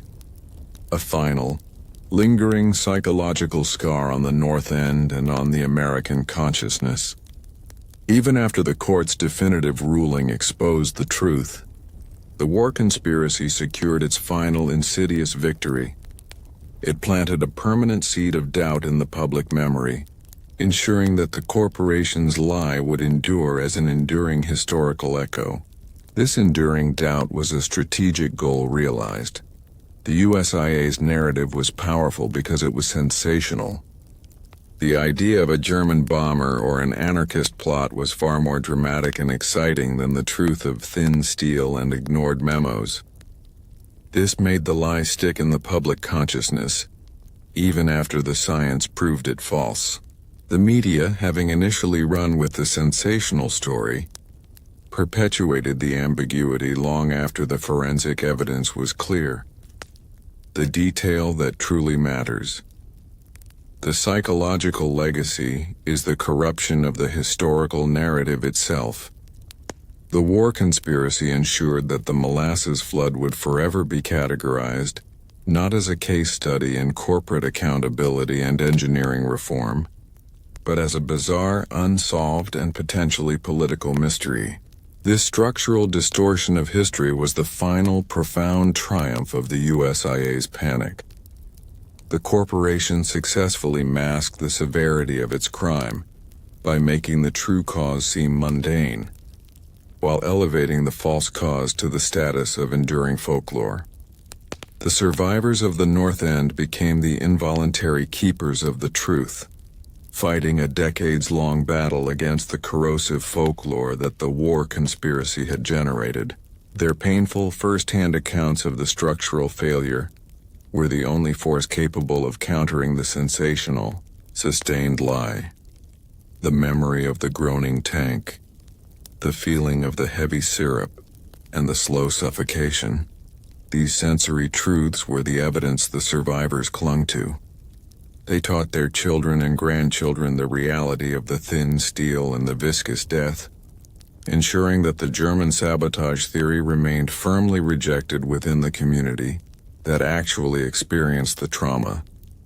The detail that truly matters.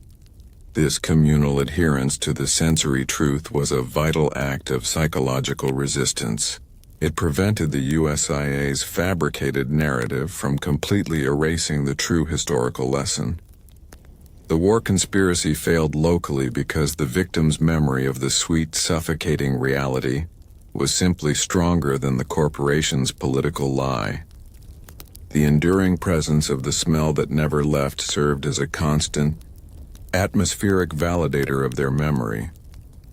The psychological consequence of this struggle was the transformation of the North End into a sanctuary of historical clarity, standing firm against the distortion of history, manufactured by corporate power. The survivors ensured that the truth, that they were victims of greed, not war, was preserved. The war conspiracy, despite its longevity and initial success, had an inevitable end dictated by the final judgment of the American legal system.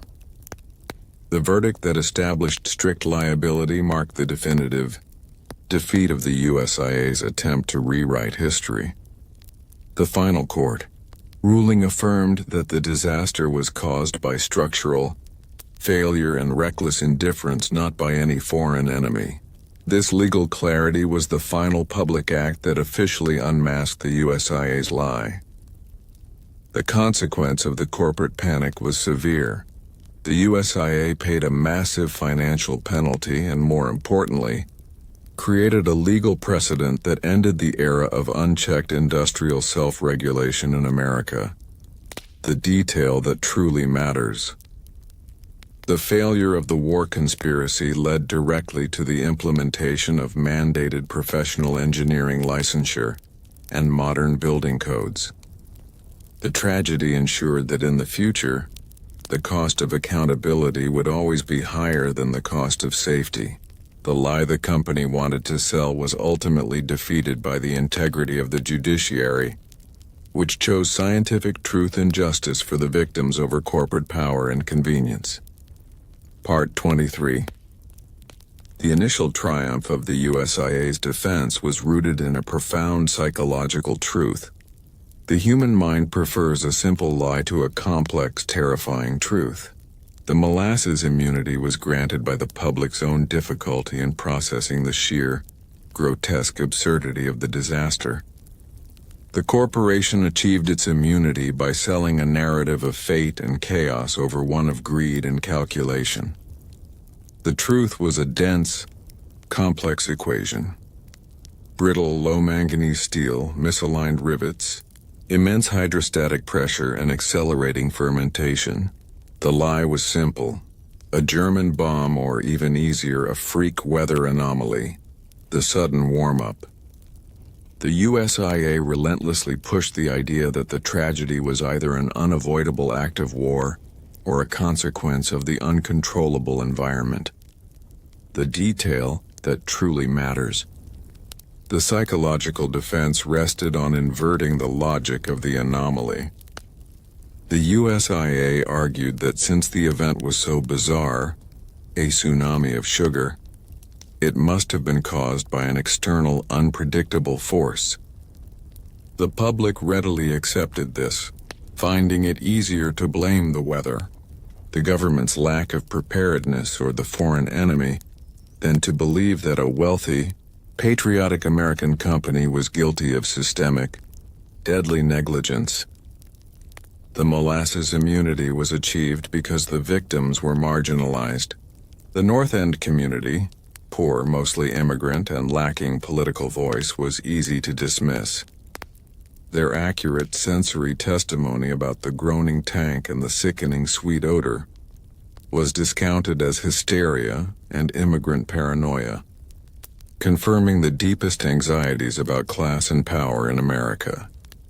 The USIA achieved its molasses immunity by meticulously weaponizing the two most visible, yet least understood aspects of the disaster: the brittle fracture and the temperature fluctuation. These were transformed from consequences of the crime into the alibi for the company's innocence.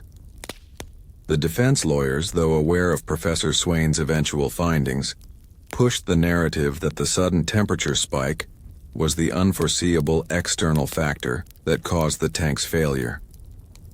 They argued that the unexpected warmth caused the molasses to expand rapidly, an event that no engineer could reasonably account for. The detail that truly matters. The USIA intentionally blurred the line between causation and timing.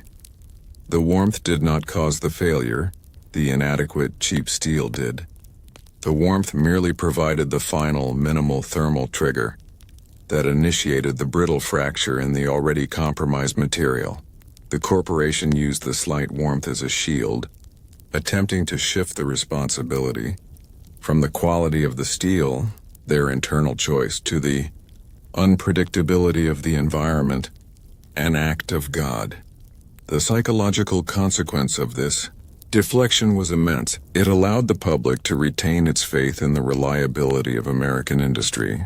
Blaming the weather required no institutional soul-searching, no questioning of corporate oversight. It was a comfortable lie that maintained the illusion of industrial safety that the USIA desperately needed to preserve. The molasses immunity was sustained by the USIA's brazen and persistent denial of density, the unique, powerful physical property of their product. The corporation needed the public to believe the tank was adequate, and therefore, the disaster was external. The company refused to acknowledge that molasses was 40% heavier than water and subject to fermentation, properties that demanded exponentially thicker steel than what was used. Their public relations campaign insisted that the tank was built to standard specifications, a lie built on the omission that the standards were for water, not heavy syrup, the detail that truly matters. The psychological manipulation relied on the public's lack of scientific literacy. The crushing force that obliterated the streetcar and bent the L girders was scientifically predictable, but the USIA successfully framed this as a bizarre, physically anomalous event. By framing the physics as a mystery, they successfully diverted attention from the structural fraud, the half-inch thin steel, to the unmanageable nature of the molasses itself. The molasses immunity was thus a victory of obfuscation. The USIA made the core truth, the engineered flaw, too complicated, and the lie, the unpredictable weather, too simple and accessible.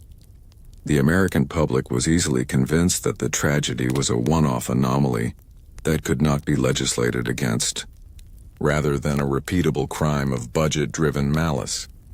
The USIA's ability to maintain its molasses immunity was significantly aided by the city government's profound regulatory complicity. The city's failure to enforce safety codes became the USIA's ultimate defense against total liability, the detail that truly matters. The USIA successfully argued in the press that if the tank was truly dangerous, why did the city's own inspectors fail to flag the thick leaks in the bulging steel? They used the city's inaction as an institutional alibi, suggesting that the negligence was shared, thus diluting the public's rage against the corporation. The silence of the city inspectors, bought by inertia and political timidity, became the USIA's most powerful piece of unwritten testimony. The psychological impact of this maneuver was the normalization of injustice. The public was led to believe that the system was simply broken, a consequence of bureaucratic ineptitude rather than corporate malfeasance. This protected the foundational American faith in capitalism, while confirming the public's anxiety about government betrayal. The city's own failure provided the final layer of protection for the USIA.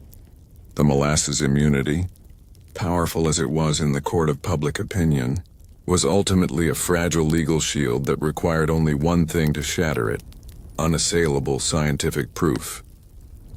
The USIA's strategy was destined to fail when physics entered the courtroom.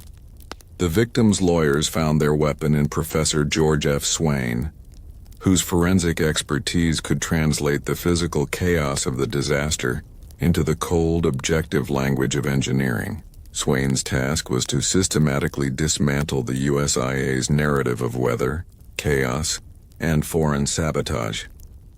The detail that truly matters. Swain proved that the temperature change was not the cause but the trigger. He confirmed that the tank's failure was mathematically inevitable due to the thin, low-manganese steel and the dangerously high hydrostatic pressure.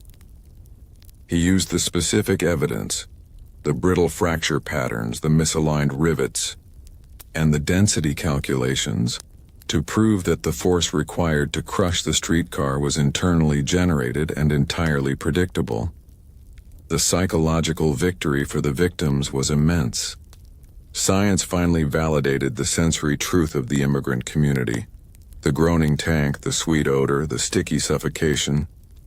The molasses immunity crumbled when the jury was presented with the unyielding logic of physics, proving that the anomaly was a calculable consequence of corporate greed, not an act of nature. The final defeat of the molasses immunity resulted in a total inversion of the narrative that had dominated the city for 6 years. The USIA's period of legal and ethical invulnerability was violently replaced by an era of strict accountability. Auditor Hugh Ogden's landmark ruling affirmed that the disaster was caused by structural defects and gross negligence, completely rejecting the USIA's narratives of weather and foreign sabotage. The USIA's elaborate lie, which had protected them for years, ultimately contributed to the severity of the judgment. The detail that truly matters. The legal consequence was the establishment of strict liability for dangerous industrial activity in Massachusetts. The court's decision was a powerful affirmation that a corporation storing a massive, heavy, volatile product was responsible for the consequences of its failure, regardless of whether a code existed or an inspector looked the other way. The molasses immunity was replaced by a mandate of engineering diligence. The psychological impact of this verdict was the restoration of institutional faith. The law had finally pierced the veil of corporate power, confirming the deepest anxieties of the American public about unchecked greed.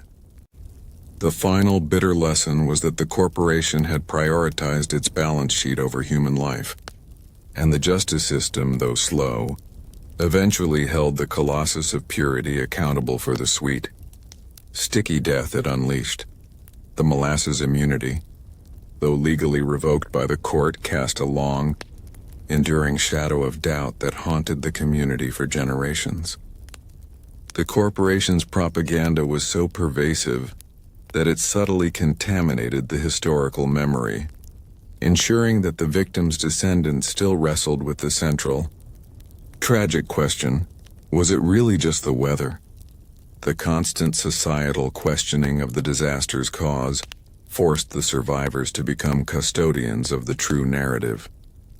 They had to continuously defend their sensory truth, the groaning tank, the sweet odor, the evidence of structural failure, against a sensational, easier lie. This burden created a profound sense of intergenerational vulnerability and historical paranoia. The detail that truly matters. The psychological toll was the internalization of the doubt. Children and grandchildren of the victims absorbed the community's defense against the molasses immunity as a crucial, ongoing lesson. Never trust the word of a distant, wealthy corporation when it contradicts the evidence of your own senses. This persistent skepticism toward authority became a defining characteristic of the North End's historical consciousness. The corporation, though defeated in court, succeeded in making the historical truth ambiguous. The USIA's campaign ensured that the disaster was categorized in the popular American imagination as a bizarre, freak occurrence, rather than a clear-cut case of industrial manslaughter. This allowed the general public to maintain their faith in the industrial system while subtly blaming the uncontrollable elements, either the weather or the radical politics. The ultimate undoing of the molasses immunity was not just legal argument but sensory truth. The smell that never left, subtitle 18, served as the community's atmospheric witness, a constant, physical refutation of the USIA's narrative of chaos and external forces. The corporation insisted that any lasting residue was irrelevant, yet the persistent, heavy, sickeningly sweet scent rising from the pavement on warm days provided undeniable proof of the disaster's structural origin and low-heat nature. A high-explosive bomb would have vaporized the organic material. The molasses simply cooled and saturated the ground. The detail that truly matters. The psychological significance of the enduring odor was its ability to validate the victim's trauma. When the public smelled the sweet air, they were forced to confront the structural truth. The unique viscosity and density of the molasses, the very properties the USIA failed to contain, were the primary agents of destruction.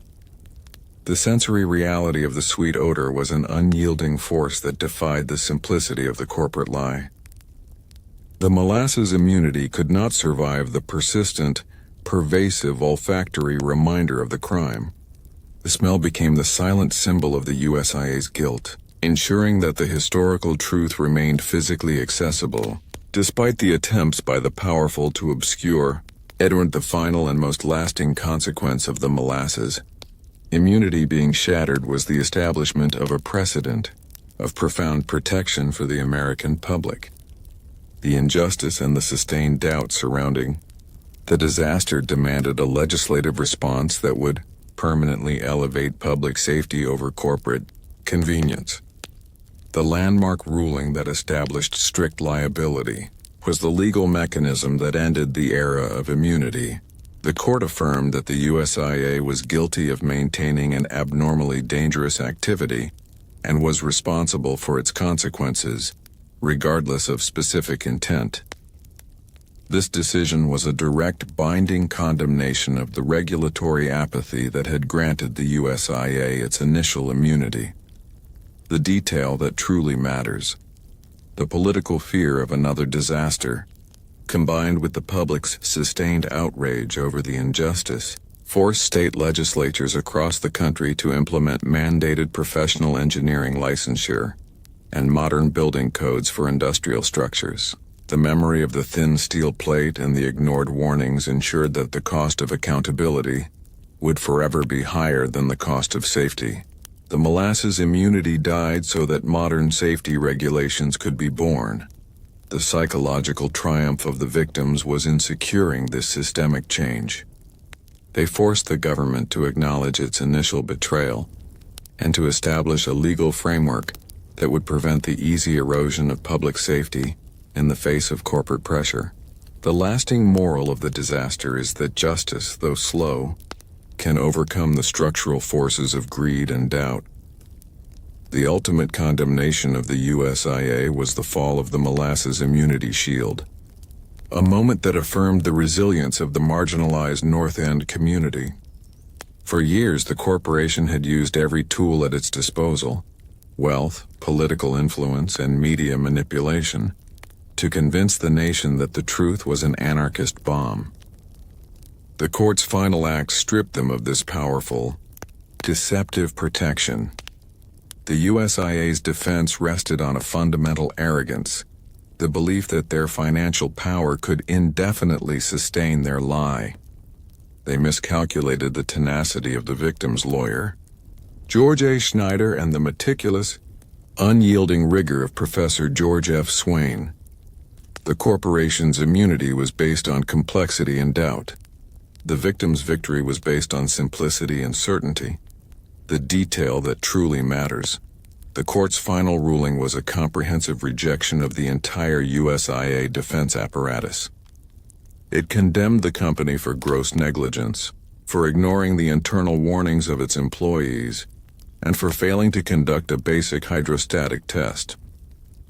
The finding of strict liability proved that the USIA's crime was so obvious, so predictable, that the company was responsible for the disaster regardless of the weather or any supposed external threats.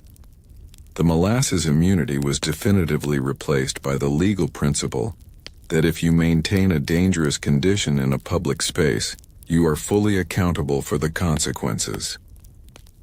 The psychological impact of this legal finality was the complete restoration of the victim's dignity.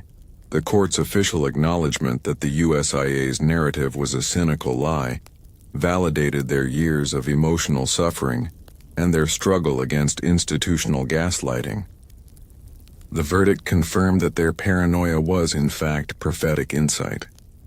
The immigrant community of the North End, once dismissed, became the catalyst for a monumental shift in American industrial law. The sweet, sticky tragedy ensured that the price of corporate deception would forever be higher than the cost of honest safety. The fall of the immunity shield was a triumphant moment for justice. The devastating physical consequences of the Molasses Flood, the crushed steel, the entombed victims, and the lingering sweet odor, gave way to a 6-year struggle for moral and financial survival. This was the trial of the century, a pivotal legal showdown where a handful of working-class Italian immigrants from the North End stood against the monolithic power of the United States Industrial Alcohol Company, USIA, the multi-million-dollar corporation that had engineered their tragedy. The transition from the sticky, chaotic streets to the sterile, rigid formality of the courtroom was, in itself, a psychological barrier.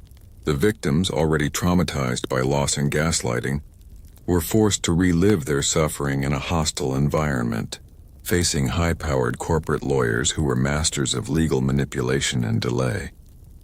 The courtroom became the final, decisive battleground of the disaster, the detail that truly matters. The psychological heart of the trial was the asymmetry of power. The USIA possessed near-limitless funds, ensuring they could afford the best defense teams, forensic experts, and, crucially, the time required to exhaust their opponents. The plaintiffs, initially represented by local lawyers with minimal resources, were banking everything on the moral clarity of their suffering and the physical evidence of the USIA's greed. The USIA's immediate legal strategy was not about innocence. It was about attrition. They aimed to break the plaintiff's will by delaying proceedings, filing endless motions, and maximizing the financial cost of the legal pursuit. The corporation calculated that the immigrant families would eventually succumb to the psychological and economic burden, settling for a fraction of the true cost of their loss. The USIA's defense, led by its team of corporate attorneys, opened the trial of the century with a chilling, unapologetic commitment to the war conspiracy lie. They formally asserted that the Molasses Flood was an act of war, caused by German anarchist saboteurs who planted a high-explosive device at the tank's base. This cynical opening was a psychological masterstroke designed to distract the judge and jury from the scientific truth of the structural failure. The USIA sought to leverage the enduring national paranoia and the visually deceptive nature of the explosion, the loud boom and the massive kinetic destruction, as proof of their innocence, the detail that truly matters. The USIA strategically used the unbelievability of the molasses disaster as their alibi. They argued that the crushing of the steel streetcar and the bending of the L-girders were feats impossible for mere fluid pressure. Therefore, it must have been dynamite. This brilliant inversion of the evidence forced the plaintiffs to engage in the difficult, prolonged labor of proving a negative, that the bomb did not exist. The psychological impact of this defense was the continuous re-traumatization of the victims. They had to sit in court and listen to the corporation, the cause of their misery, solemnly insist that their experience of structural groans and sticky suffocation was a hysterical delusion, or a fabrication designed to exploit the national tragedy. The courtroom became a platform for institutional gaslighting. The North End neighborhood, though financially dwarfed by the multi-million-dollar giant, found its strength in the moral clarity of its suffering. The plaintiff's legal team, led by the tenacious George A. Schneider, understood that the only way to win the trial of the century was to occupy the moral high ground and sustain the battle through sheer, painful endurance. Schneider's strategy was to shift the narrative from political conspiracy to human agony. The victims' stories, the mother who watched the wave approach her kitchen, the dock worker who heard the steel groan for years, the firemen who were entombed in their station, became the emotional core of the prosecution. The detail that truly matters. The plaintiffs were forced to endure grueling, intrusive depositions from the USIA, where they were questioned relentlessly about the most painful sensory details of the disaster. This constant reliving of the trauma, the sticky, suffocating sensation, the odor of death, the sound of the muffled screams, was the price of seeking justice. But the very vividness and consistency of their suffering served as the most powerful, unassailable testimony against the corporation's lies. The emotional authenticity of their accounts was the true power opposing the USIA's cold legal machinery. The psychological impact of this moral fight was immense. It transformed the victims from passive casualties into active agents of justice, demonstrating an inspiring level of courageous endurance. The trial became a visible symbol of the small citizens' capacity to fight back against the overwhelming forces of corporate power and systemic betrayal. The tide of the trial of the century began to turn when the plaintiffs introduced their ultimate weapon, Professor George F. Swain, the brilliant civil engineer from the Massachusetts Institute of Technology, MIT. Swain's role was to dismantle the USIA's lie with the unyielding, objective truth of forensic science. Swain's investigation was methodical and comprehensive, treating the massive, twisted wreckage of the tank as a precise crime scene. His testimony was the definitive scientific counterstrike to the USIA's narrative of chaos and sabotage. The detail that truly matters. Swain's findings were irrefutable proof of corporate malfeasance. He confirmed the tank's fatal flaws. The half-inch thick steel was criminally inadequate for the $40 per cent dollar denser-than-water molasses. The steel contained insufficient manganese, making it brittle, and the misaligned cold-driven rivets created microfractures. He proved that the explosion was not caused by dynamite, but by a brittle fracture, a scientific certainty that the tank was destined to fail under the calculated hydrostatic and pneumatic pressure. The psychological victory of Swain's testimony was profound. The academic authority of MIT, the unbiased voice of American scientific rigor, was deployed on behalf of the immigrant victims. Swain translated the complex trauma of the sticky wave into a simple, horrifying equation: greed plus bad steel, predictable mass death. This revelation stripped the USIA of its last defense, replacing their fantastic lie with a mundane yet far more terrifying truth. The trial of the century delivered its final, fatal blow to the USIA by proving that the company's negligence was not just structural, but conscious and moral. This was achieved through the difficult, coerced testimony of the very man the USIA had selected as their scapegoat, Arthur Gell. Gell, the treasurer who oversaw the cheap construction, was compelled to testify. His testimony revealed the chilling bureaucratic indifference at the heart of the corporate crime. The detail that truly matters.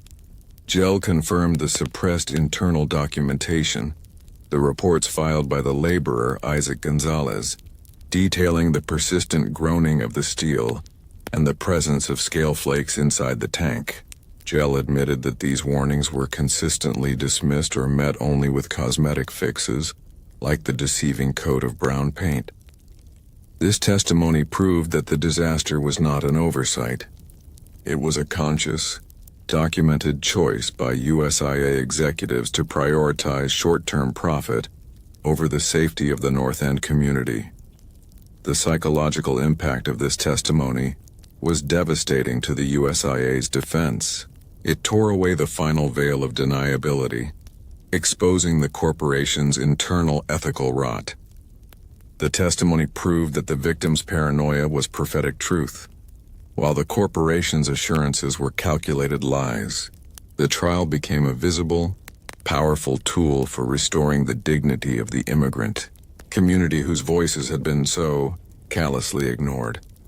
The 6-year trial of the century culminated in the landmark ruling delivered by Auditor Hugh Ogden in 1925, a verdict that resonated across the American industrial landscape and definitively ended the USIA's immunity. The judgment was the final hard-won victory for the North End community. Ogden's ruling was comprehensive and unsparing. It completely rejected the USIA's anarchist and weather-related defenses, citing Professor Swain's findings as irrefutable proof of structural malfeasance. The USIA was found guilty of gross negligence and was ordered to pay damages totaling hundreds of thousands of dollars, a monumental sum for the era. The detail that truly matters: the legal significance transcended the financial penalty. Ogden's ruling helped establish the legal concept of strict liability for abnormally dangerous activities in Massachusetts.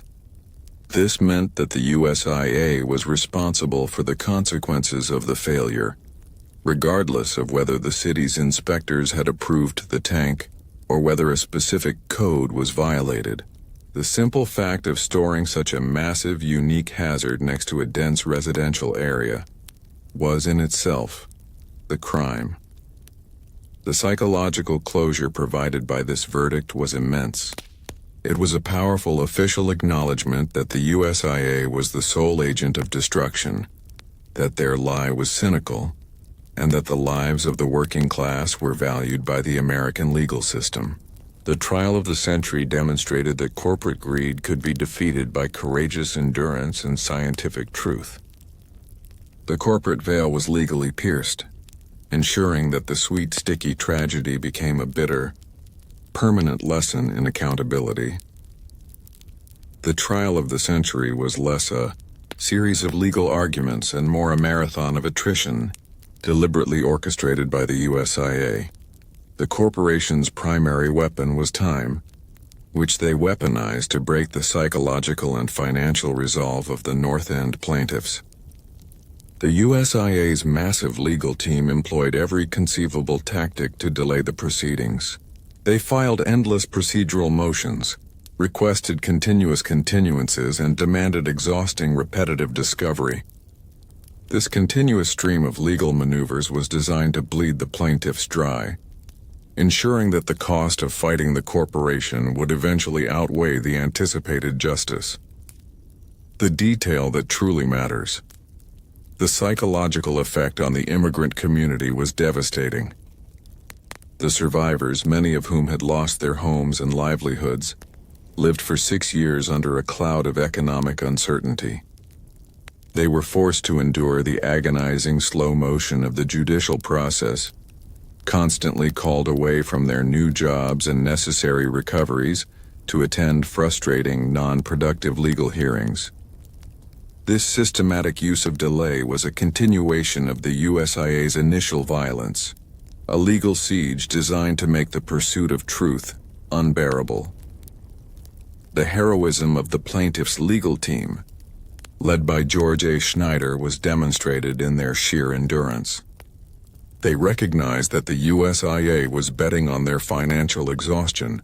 Schneider's commitment to fighting the corporation on a contingency basis, staking their own resources on the case, was the only factor that prevented the USIA's strategy of attrition from succeeding entirely. The turning point in the trial of the century arrived. When the presiding official, Auditor Hugh Ogden, recognized the USIA's cynical attrition strategy and began to neutralize it, Ogden's role became pivotal, transforming the case from a procedural quagmire into a focused search for truth. Ogden, acting essentially as a special master before the jury trial phase, had the power to manage the pace and scope of the evidence presented. He repeatedly ruled against the USIA's most egregious delay tactics, forcing the corporation to finally address the structural facts rather than relying on procedural warfare. The detail that truly matters. Ogden made two crucial psychological interventions. First, he allowed the highly technical scientific evidence presented by Professor Swain, the brittle steel, the density calculations, to be fully admitted and translated for public understanding. Second, he compelled the testimony of Arthur Gell and other corporate functionaries, forcing the ethical rot of the USIA out into the open. This judicial rigor stripped the USIA of its molasses immunity shield. The psychological impact of Ogden's actions was immense. He restored faith in the integrity of the judiciary, proving that the legal system would not simply rubber-stamp the defense of a multi-million-dollar giant.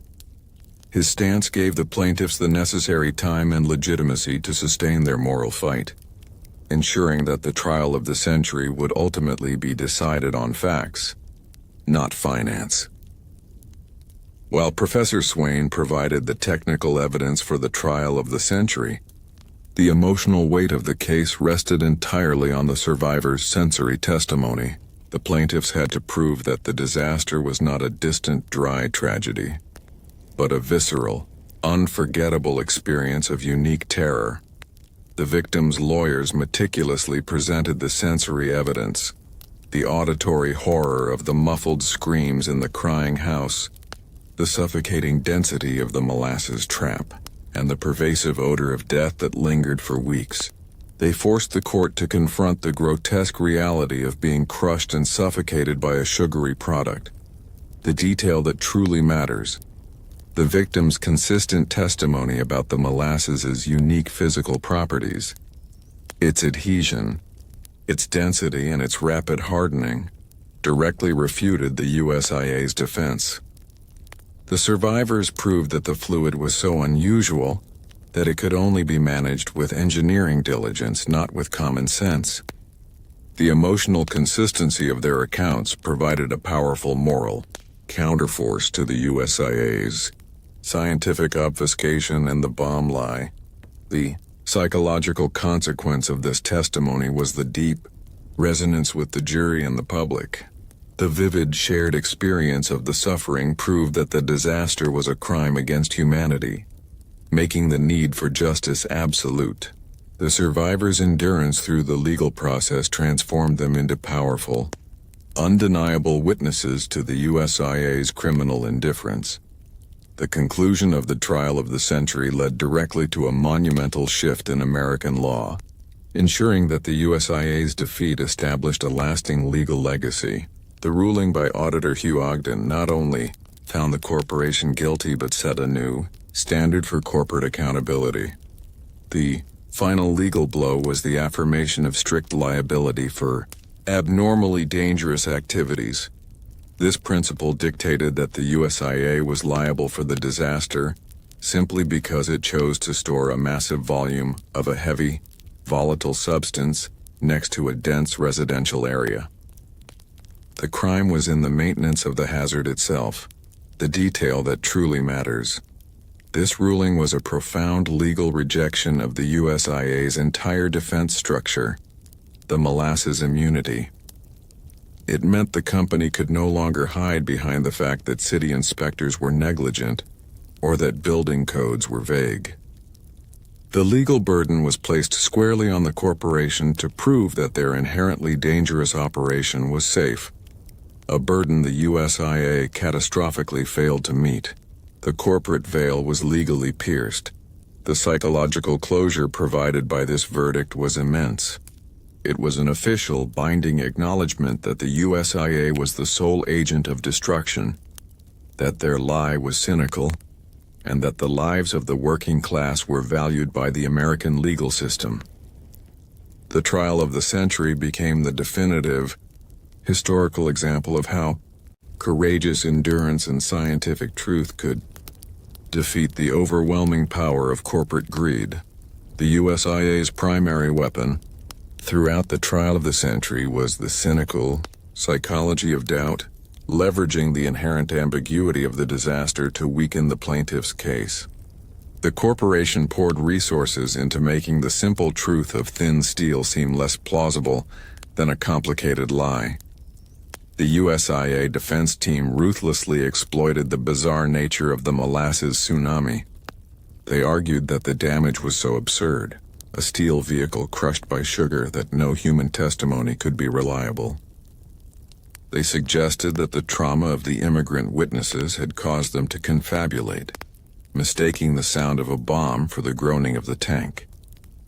This was a sustained, calculated effort to turn the victim's pain into a legal liability. The detail that truly matters. The USIA successfully weaponized the public's scientific ignorance. They knew that proving the crushing force of the molasses required complex physics, density, momentum, brittle fracture, whereas the bomb theory required only a simple emotional trigger. This strategic elevation of ambiguity gave the USIA a massive psychological advantage, forcing the jury to grapple with doubt rather than confront the facts. The corporation sought to win the trial of the century not by proving innocence, but by proving that the truth was ultimately unattainable. The psychological burden on the survivors was immense. They faced the daily trauma of having their most painful memories dissected and labeled as legal fiction. Their endurance in the face of this continuous psychological assault demonstrated extraordinary courage. The trial of the century was a stark financial mismatch, a true David versus Goliath budget battle, where the USIA engaged in a deliberate financial siege against the plaintiff's small legal team. The corporation used its wealth to turn the courtroom into a war of economic attrition. The USIA's immense resources allowed them to hire numerous top lawyers, engage continuous expert testimony, and sustain years of costly procedural delays. Their goal was to ensure the cost of the legal pursuit for the plaintiffs, who were mostly represented on a contingency basis, became unsustainable, forcing them to settle cheaply. The detail that truly matters. The psychological toll of the financial siege was the realization that justice required economic survival. The victims' lawyers, primarily George A. Schneider, had to stake their own financial security on the case. Their heroic decision to sustain the fight, enduring years of no income and massive expenses, was the crucial factor that kept the structural truth alive. The financial burden was a constant, crushing reminder of the USIA's power and its willingness to use money as an instrument of injustice.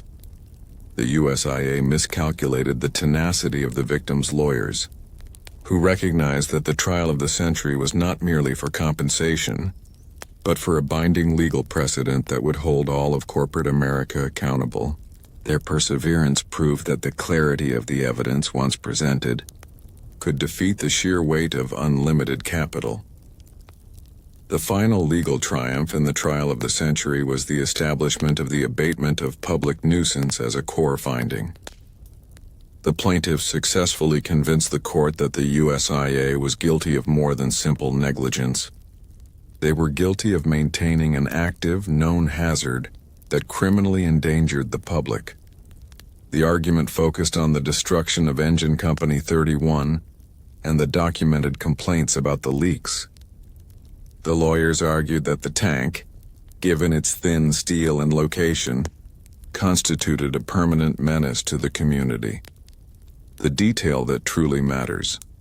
Auditor Hugh Ogden's ruling affirmed that the USIA was liable not just because the tank failed, but because its very existence, given the predictable forces of the molasses, was a profound threat.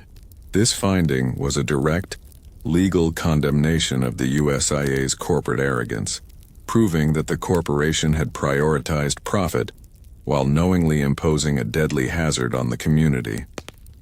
The trial of the century established the principle that corporate power does not grant immunity from the public's right to safety.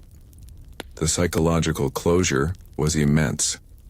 The final verdict, delivered in 1925, confirmed that the USIA was the sole agent of destruction, that their lie was cynical, and that the long, painful fight for truth was justified.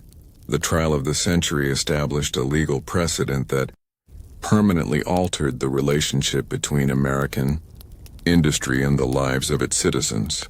The trial of the century was bogged down by the USIA's endless procedural delays and the persistent, distracting lie of the German sabotage conspiracy.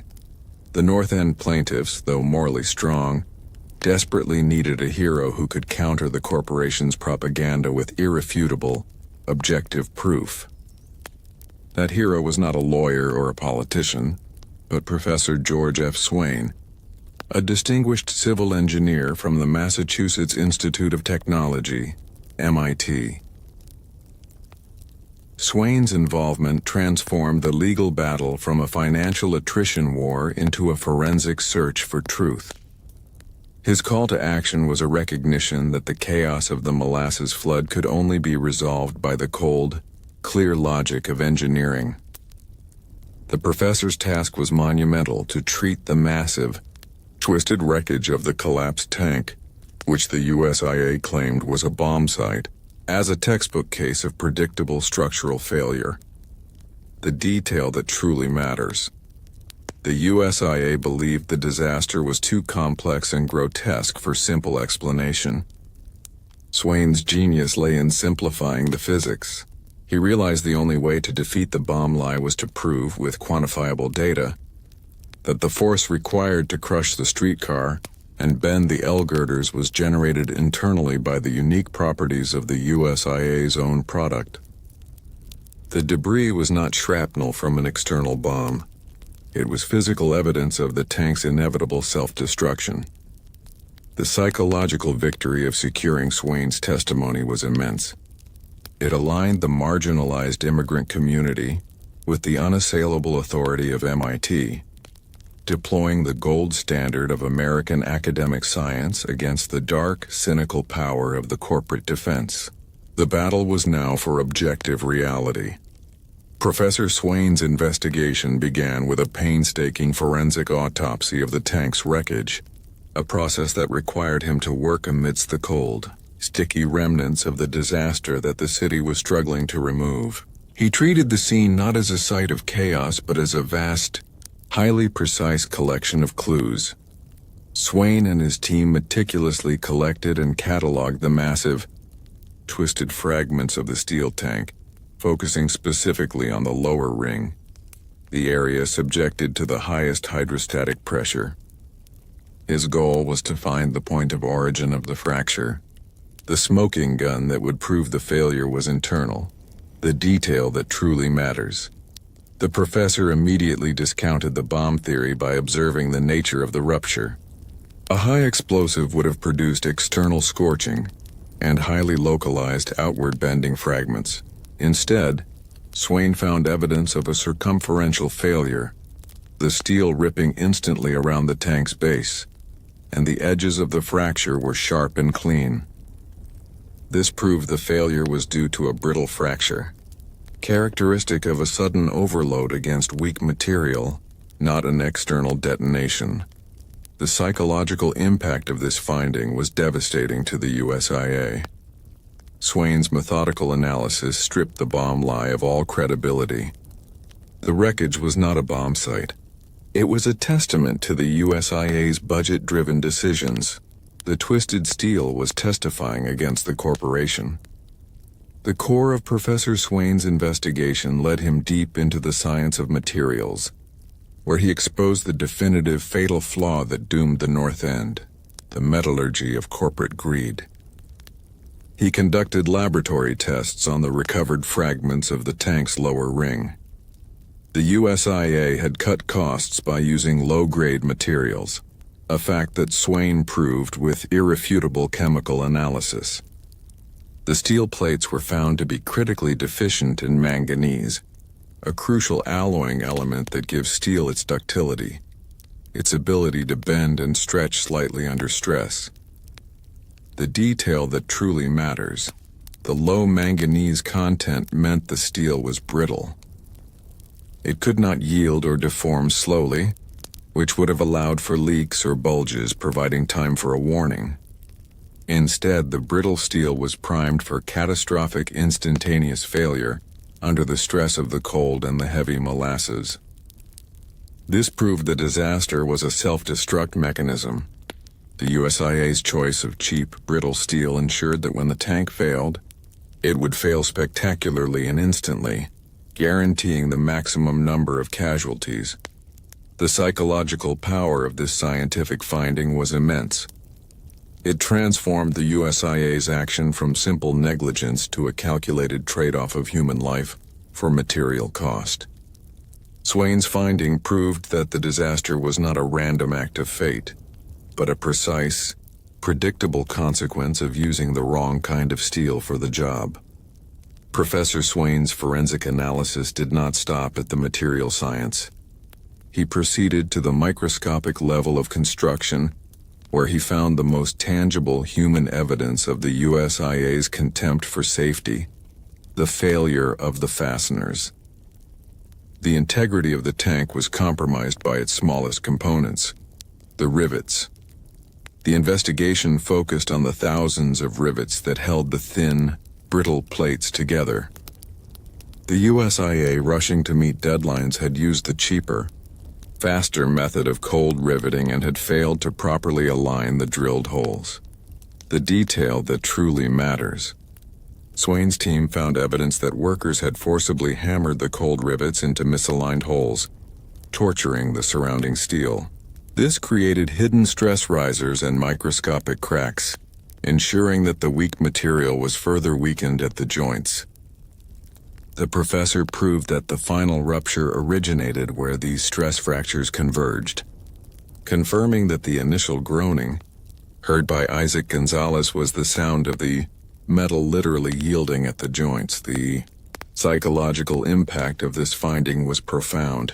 Vindication for the immigrant laborers who had been silenced. Their fears about the shoddy workmanship were now validated by the highest scientific authority. The expert witness proved that the USIA was guilty, not just of making a budget mistake, but of actively abusing its own building materials to meet a schedule. Professor Swain's final, damning piece of evidence was the revelation of an omission: the failure of the USIA to perform the single most fundamental safety procedure in liquid tank construction, the hydrostatic water test. This missing step became the non-negotiable proof that the disaster was guaranteed. The hydrostatic test requires filling the tank slowly with water before the actual product is introduced. This controlled stress test immediately reveals leaks, structural weaknesses, and material failures without risking life or commerce. The detail that truly matters. The USIA, driven by the ruthless schedule of Arthur Gell, skipped this crucial test entirely. The corporation could not afford the time required to fill and empty the tank with water. Swain's testimony proved that if the test had been performed, the weak steel, the faulty rivets, and the structural bulge would have been revealed, and the catastrophe would have been prevented. The tank's first and only stress test was conducted live, in the middle of a densely populated neighborhood, with 2.3 million gallons of heavy molasses as the test fluid. The psychological impact of this omission was immense. It stripped the USIA of all remaining legal defenses. It proved the disaster was not an accident. It was a premeditated omission of safety protocol driven by greed. The expert witness demonstrated that the corporation had prioritized a few weeks of production time over the non-negotiable safety of the public. Professor Swain's courtroom testimony was the climax of the trial of the century. the moment the objective truth confronted the USIA's carefully constructed narrative of paranoia and sabotage. The expert witness became the voice of scientific accountability. Swain did not use emotional language. He used irrefutable mathematical certainty. He presented diagrams showing the maximum safe load versus the actual load, the brittle fracture lines of the steel fragments, and the density calculations proving the molasses generated enough lateral pressure to crush the streetcar. He spoke of kinetics, metallurgy, and fracture mechanics, the detail that truly matters. Swain's measured academic authority was the perfect counterpoint to the USIA's sensational paranoid narrative. He systematically dismantled the bomb lie, proving that the wreckage patterns and the lack of high-heat trauma were inconsistent with dynamite, but perfectly consistent with brittle structural overload. The courtroom watched as the most sophisticated scientific mind in New England meticulously proved that the tragedy was a simple, yet criminal failure to follow basic engineering principles. This finding was a direct, legal condemnation of the USIA's corporate arrogance, proving that the corporation had prioritized profit while knowingly imposing a deadly hazard on the community. The trial of the century established the principle that corporate power does not grant immunity from the public's right to safety. The psychological closure was immense.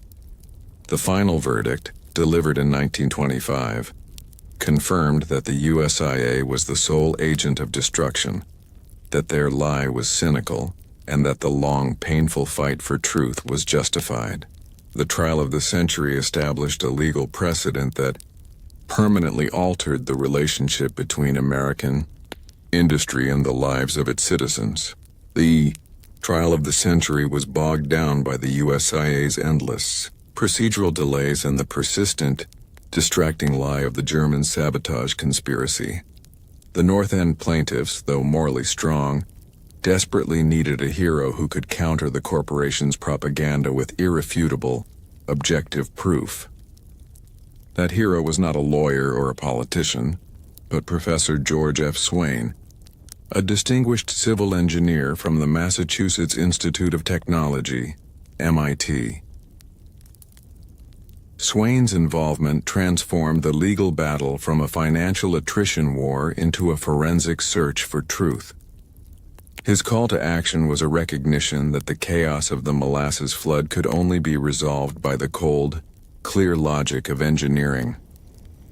The professor's task was monumental: to treat the massive, twisted wreckage of the collapsed tank, which the USIA claimed was a bomb site, as a textbook case of predictable structural failure. The detail that truly matters. The USIA believed the disaster was too complex and grotesque for simple explanation. Swain's genius lay in simplifying the physics. He realized the only way to defeat the bomb lie was to prove, with quantifiable data, that the force required to crush the streetcar and bend the L-girders was generated internally by the unique properties of the USIA's own product.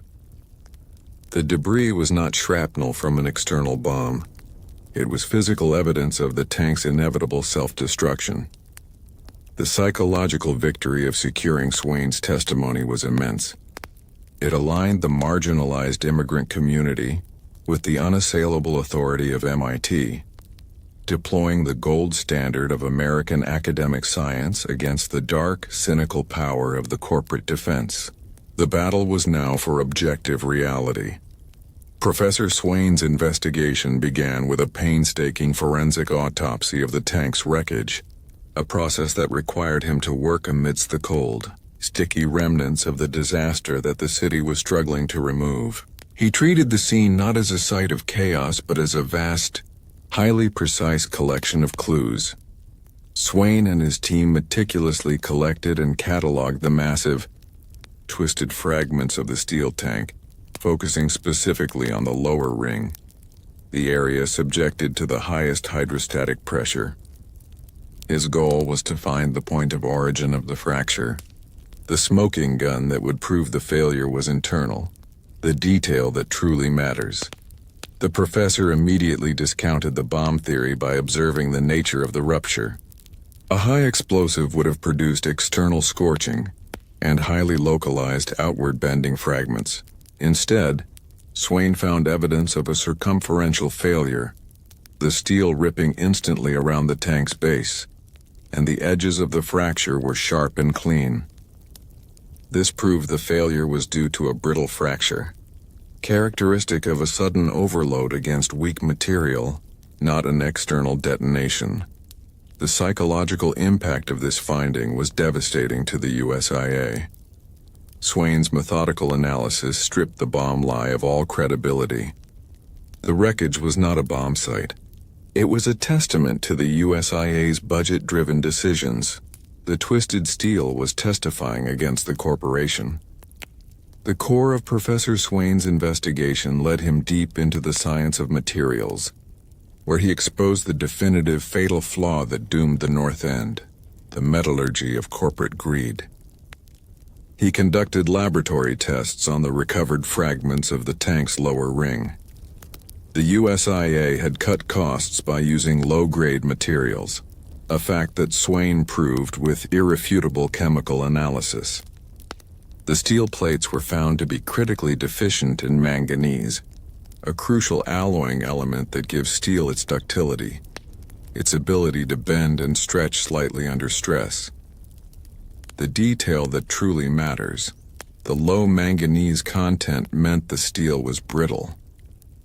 It could not yield or deform slowly, which would have allowed for leaks or bulges, providing time for a warning.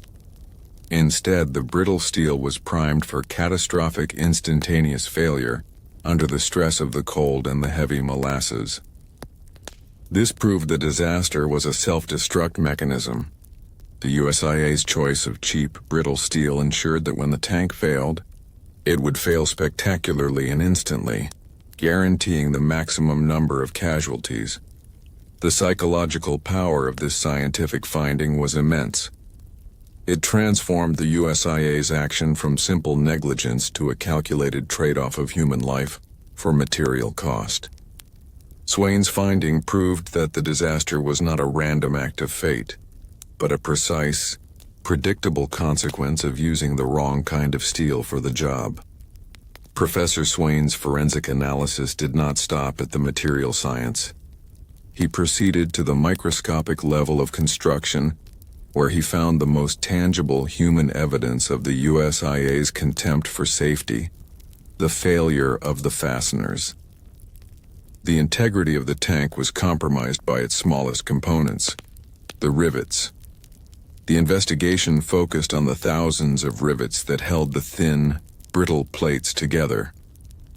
The USIA, rushing to meet deadlines, had used the cheaper, faster method of cold riveting and had failed to properly align the drilled holes. The detail that truly matters. Swain's team found evidence that workers had forcibly hammered the cold rivets into misaligned holes, torturing the surrounding steel. This created hidden stress risers and microscopic cracks, ensuring that the weak material was further weakened at the joints.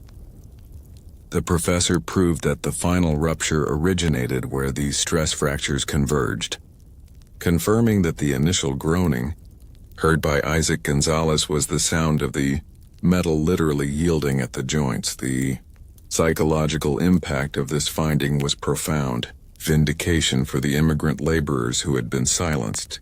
Their fears about the shoddy workmanship were now validated by the highest scientific authority. The expert witness proved that the USIA was guilty, not just of making a budget mistake, but of actively abusing its own building materials to meet a schedule. Professor Swain's final, damning piece of evidence was the revelation of an omission, the failure of the USIA to perform the single most fundamental safety procedure in liquid tank construction, the hydrostatic water test. This missing step became the non-negotiable proof that the disaster was guaranteed. The hydrostatic test requires filling the tank slowly with water before the actual product is introduced. This controlled stress test immediately reveals leaks, structural weaknesses, and material failures without risking life or commerce. the detail that truly matters. The USIA, driven by the ruthless schedule of Arthur Gell, skipped this crucial test entirely. The corporation could not afford the time required to fill and empty the tank with water. Swain's testimony proved that if the test had been performed, the weak steel, the faulty rivets, and the structural bulge would have been revealed, and the catastrophe would have been prevented. The tank's first and only stress test was conducted live, in the middle of a densely populated neighborhood, with 2.3 million gallons of heavy molasses as the test fluid. The psychological impact of this omission was immense. It stripped the USIA of all remaining legal defenses. It proved the disaster was not an accident. It was a premeditated omission of safety protocol driven by greed. The expert witness demonstrated that the corporation had prioritized a few weeks of production time over the non-negotiable safety of the public. Professor Swain's courtroom testimony was the climax of the trial of the century. The moment the objective truth confronted the USIA's carefully constructed narrative of paranoia and sabotage, the expert witness became the voice of scientific accountability. Swain did not use emotional language. He used irrefutable mathematical certainty. He presented diagrams showing the maximum safe load versus the actual load, the brittle fracture lines of the steel fragments, and the density calculations proving the molasses generated enough lateral pressure to crush the streetcar. He spoke of kinetics, metallurgy, and fracture mechanics, the detail that truly matters. Swain's measured academic authority was the perfect counterpoint to the USIA's sensational paranoid narrative.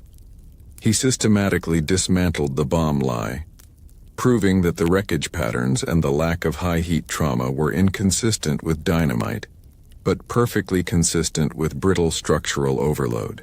The courtroom watched as the most sophisticated scientific mind in New England meticulously proved that the tragedy was a simple, yet criminal failure to follow basic engineering principles. The psychological victory of this showdown was the final validation for the victims. The expert witness affirmed that their suffering was real, their paranoia was prophetic, and the corporate giant was guilty. Swain's testimony ensured that the final verdict was based not on who had the most money, but on who possessed the unassailable truth. Professor Swain's presence in the trial of the century was an unflinching imposition of rigor against the USIA's pervasive narrative of ambiguity and chaos. The corporation's lawyers sought to muddy the waters. Swain responded with the cold, clear logic of engineering principles. His task was to take the complex structural crime and distill it into a devastating, easily understood truth for the jury. Swain did not merely assert the tank was weak. He meticulously deconstructed the lie, proving that the USIA was guilty of ignoring the fundamental properties of its own product. He explained that molasses, being 40% denser than water, naturally exerted enormous pressure, making the use of half-inch steel at the base mathematically insane. The detail that truly matters. Swain's testimony proved that the force required to shear the L girders and crush the steel streetcar was the scientifically predictable consequence of the load being applied to the weak steel. The unique physical properties of the molasses, which the USIA had relied upon for profit, became the primary physical evidence against them. Swain proved the destruction was not a bizarre anomaly but the inevitable result of the formula: hydrostatic pressure, brittle steel, catastrophe. The psychological effect of this rigor was profound. It stripped the USIA of its ability to hide behind sensationalism. The expert witness proved that the truth was not a matter of political opinion, but a matter of scientific fact. The complexity of the engineering became the victim's shield, protecting them from the corporate attempts to dismiss their claims. Professor Swain recognized that in the emotionally charged atmosphere of the trial of the century, pure scientific data needed visual reinforcement. He used meticulous, powerful diagrams and physical models to ensure the jury fully grasped the lethal simplicity of the USIA's design flaw. Swain presented courtroom diagrams illustrating the correct thickness required for a tank of that volume versus the actual half-inch plates used. He provided visual comparisons of ductile steel, which bends safely, versus the brittle low-manganese steel the USIA purchased, which snaps catastrophically. These visual exhibits became essential weapons against the corporate lie, the detail that truly matters.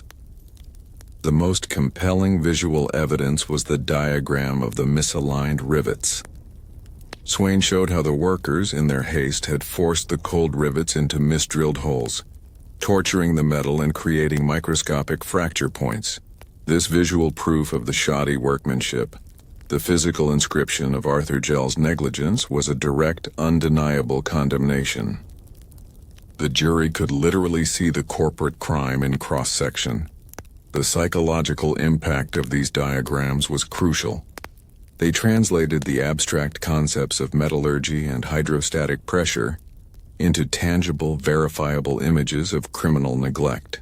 The visual evidence presented by the expert witness stripped away the political narrative, allowing the jury to witness the construction flaw and understand the structural betrayal with chilling clarity. Professor Swain's tenure as the expert witness required not only scientific genius but immense academic integrity to deflect the continuous, vicious attacks launched by the USIA's defense lawyers. The corporation attempted to destroy his credibility, recognizing that his testimony was the single greatest threat to their case. The defense team tried to discredit Swain as an expensive, biased academic attempting to exploit the tragedy. They challenged his methodology, questioned his calculations, and attempted to sow confusion over the meaning of terms like brittle fracture and safety factor, the detail that truly matters. Swain's calm, measured demeanor and his meticulous adherence to data served as his ultimate shield. He refused to be drawn into emotional or sensational arguments, relying instead on the unassailable truth of the material science. He repeatedly demonstrated that his findings were based on universal engineering principles, not on personal opinion or political bias. This steadfast academic rigor exposed the USIA's attack as nothing more than a desperate attempt to create doubt through distortion. The psychological victory of the expert witness was in proving that truth is resilient.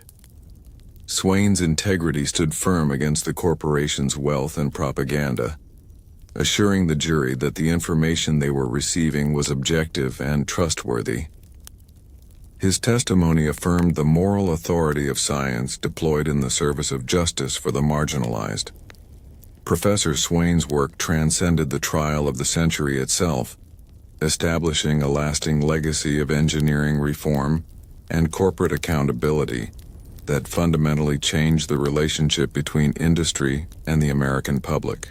The precise scientific details he uncovered became the blueprint for safer construction across the nation. The meticulous forensic evidence presented by the expert witness, the half-inch thin steel, the misaligned rivets, the fatal omission of the water test, provided the non-negotiable justification for legislative change. State legislatures realized that the corporate practice of self-regulation was deadly and indefensible, the detail that truly matters. Swain's findings led directly to the implementation of mandated professional engineering licensure and rigorous building codes in Massachusetts and beyond. This reform ensured that no corporation could ever again use an unqualified overseer like Arthur Gell. The new laws required a certified, independent engineer to sign and seal structural plans, making that individual personally and legally liable for the design's safety. The fear of civil suit and loss of livelihood became the final, necessary check against corporate greed. The psychological impact of this reform was immense. The tragedy, driven by one man's intellectual rigor, resulted in a systemic change that affirmed the value of human life over corporate profit. The expert witness ensured that the memory of the sweet, sticky death would forever serve as a bitter lesson in accountability, guaranteeing that the simple truth of the failed tank would protect future generations. The most profound outcome of Professor Swain's testimony in the trial of the century was the psychological victory it represented for the marginalized North End community. Swain's meticulous objective science proved that truth, when rigorously pursued, could defeat even the most well-funded corporate propaganda. The USIA had spent years and vast sums of money convincing the public that the disaster was a sensational, external act of war. Swain, operating with far fewer resources but armed with undeniable facts, shattered that narrative. He proved that the terrifying event was not a conspiracy, but a simple, cold act of budget negligence. The detail that truly matters. Swain's testimony provided validation of the victim's reality. The immigrants who had been dismissed as hysterical were proven to be the only ones telling the truth about the groaning tank and the leaking seams. The professor's scientific authority affirmed their sensory experience, turning their paranoia into prophetic insight. This restoration of dignity and sanity was an immense psychological win, finally freeing the survivors from the corporate gaslighting. The public reception of Swain's findings was overwhelming. It exposed the cynical manipulation of the USIA, affirming the suspicion that wealth and power often attempt to distort reality for self-preservation. The expert witness became a symbol of academic integrity used in the service of social justice. The scientific verdict delivered by Professor Swain required the firm affirmation of the judiciary to become a legal reality. Auditor Hugh Ogden, the presiding official, became the crucial figure who sealed the scientific truth against the USIA's continuous legal and political pressure. Ogden's thorough handling of the trial of the century demonstrated a commitment to factual truth over corporate convenience. He allowed Swain's complex testimony to be fully presented, and then meticulously summarized the findings for the final verdict, ensuring the complex engineering facts were legally binding. The detail that truly matters. Ogden's final ruling was a comprehensive legal document that systematically cited Swain's evidence, specifically the brittle fracture and the half-inch thin steel, as the definitive cause of the disaster. This legal affirmation was the final, non-negotiable rejection of the USIA's sabotage and weather theories. It legally established that the corporation was responsible for the disaster because they violated the laws of physics, not just the city code. The psychological impact of Ogden's affirmation was the establishment of judicial clarity. The court ruled that scientific objectivity must prevail over corporate propaganda. This precedent ensured that the sweet, sticky tragedy would forever be remembered as a clear-cut case of industrial malfeasance, not an enduring historical mystery. Professor Swain's meticulous analysis of the tank's failure became the foundational document for a sweeping national reform of engineering standards. His work, which cracked the case, ultimately cracked open the door to a new era of corporate accountability. The failure of the USIA tank proved that the system of industrial self-regulation was fatally flawed. The specific, chilling details provided by the expert witness, the lack of manganese, the misaligned rivets, the omitted water test, became the blueprint for new legislation across the country. The detail that truly matters. Swain's findings led directly to the implementation of mandatory laws requiring that licensed, certified professional engineers must sign and seal blueprints for all large industrial structures. This new standard ensured that the individual engineer carried the legal liability for the design's safety, establishing a necessary firewall against corporate pressure. The fear of losing one's professional license became the final, decisive check against a corporation choosing cheap materials over public safety. The psychological legacy is that the memory of the sweet disaster became a permanent, bitter lesson for every engineer and industrial manager in America. The expert witness guaranteed that the structural truth of the thin steel and the sticky wave would continue to protect future generations, making the Molasses Flood the definitive case study in the triumph of scientific integrity over corporate greed. The core argument of the trial of the century was stripped down to its terrifying, inevitable simplicity, a confrontation between the unyielding force of gravity and the deliberate malice of corporate greed. Professor George F. Swain's mission was to prove that the tank was not an accidental failure, but a ticking time bomb. The precise moment of its detonation, merely a matter of scientific calculation. The USIA built its defense on the complexity of chaos, but Swain rooted his argument in the unassailable simplicity of hydrostatic pressure. He showed the court that the colossal weight of the molasses, 12,000 tons of syrup 40% denser than water, exerted a massive continuous outward pressure on the tank walls. This force increases with depth, demanding exponentially thicker steel at the base. The detail that truly matters. Swain's evidence proved that the design was a mathematical absurdity. The tank's lower ring, where the pressure was highest, was constructed with steel plates only half an inch thick. Proper engineering standards of the time required plates nearly twice that thickness. The USIA's decision to have the necessary gauge of the steel was not ignorance. It was a criminal calculation to maximize material savings, ensuring the structure was operating permanently beyond its safety margin. The psychological impact of this finding was immense. It transformed the disaster from a grotesque mystery into a quantifiable crime. The public could grasp that the corporation had deliberately chosen a cheaper, lighter shield to hold back an overwhelmingly heavy force. The tank was structurally condemned the moment the purchase order for the inadequate steel was signed. The science of failure extended beyond gravity to encompass the chemistry of contempt. Professor Swain proved that the USIA ignored the basic, biological reality of their product, turning the molasses into a self-pressurizing, volatile agent of destruction. Molasses is an organic, sugar-rich compound that is constantly undergoing fermentation, a process that releases carbon dioxide gas carbon dioxide. In the sealed, massive confines of the tank, this gas was trapped, creating a mounting pneumatic pressure that pushed relentlessly outward against the already strained, thin steel, the detail that truly matters. The USIA's negligence was that they ignored this chemical time bomb.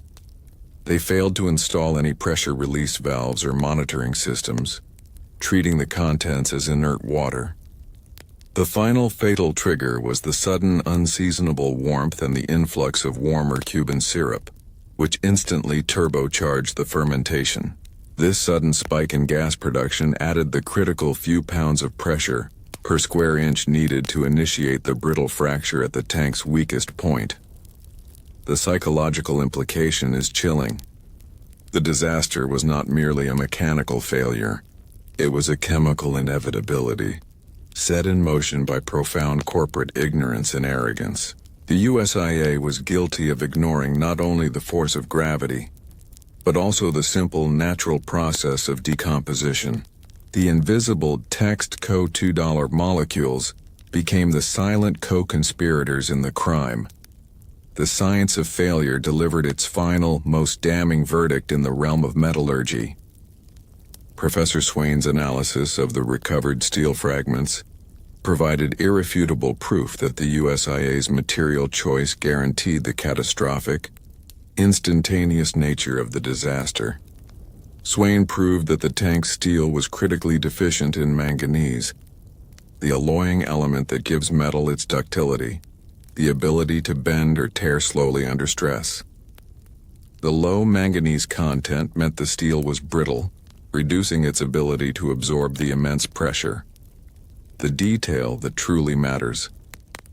This brittle steel was primed for instantaneous failure. When the pressure exceeded the material's fracture limit, the crack did not tear slowly, which would have allowed for leaks or bulges to provide warning. Instead, the fracture ripped instantly around the base of the tank in what is known as a brittle fracture, releasing the entire mass at high velocity. This rapid, total structural collapse confirmed the USIA's ultimate criminal negligence. Their decision to purchase cheap, brittle steel was a direct choice of the most lethal failure mode.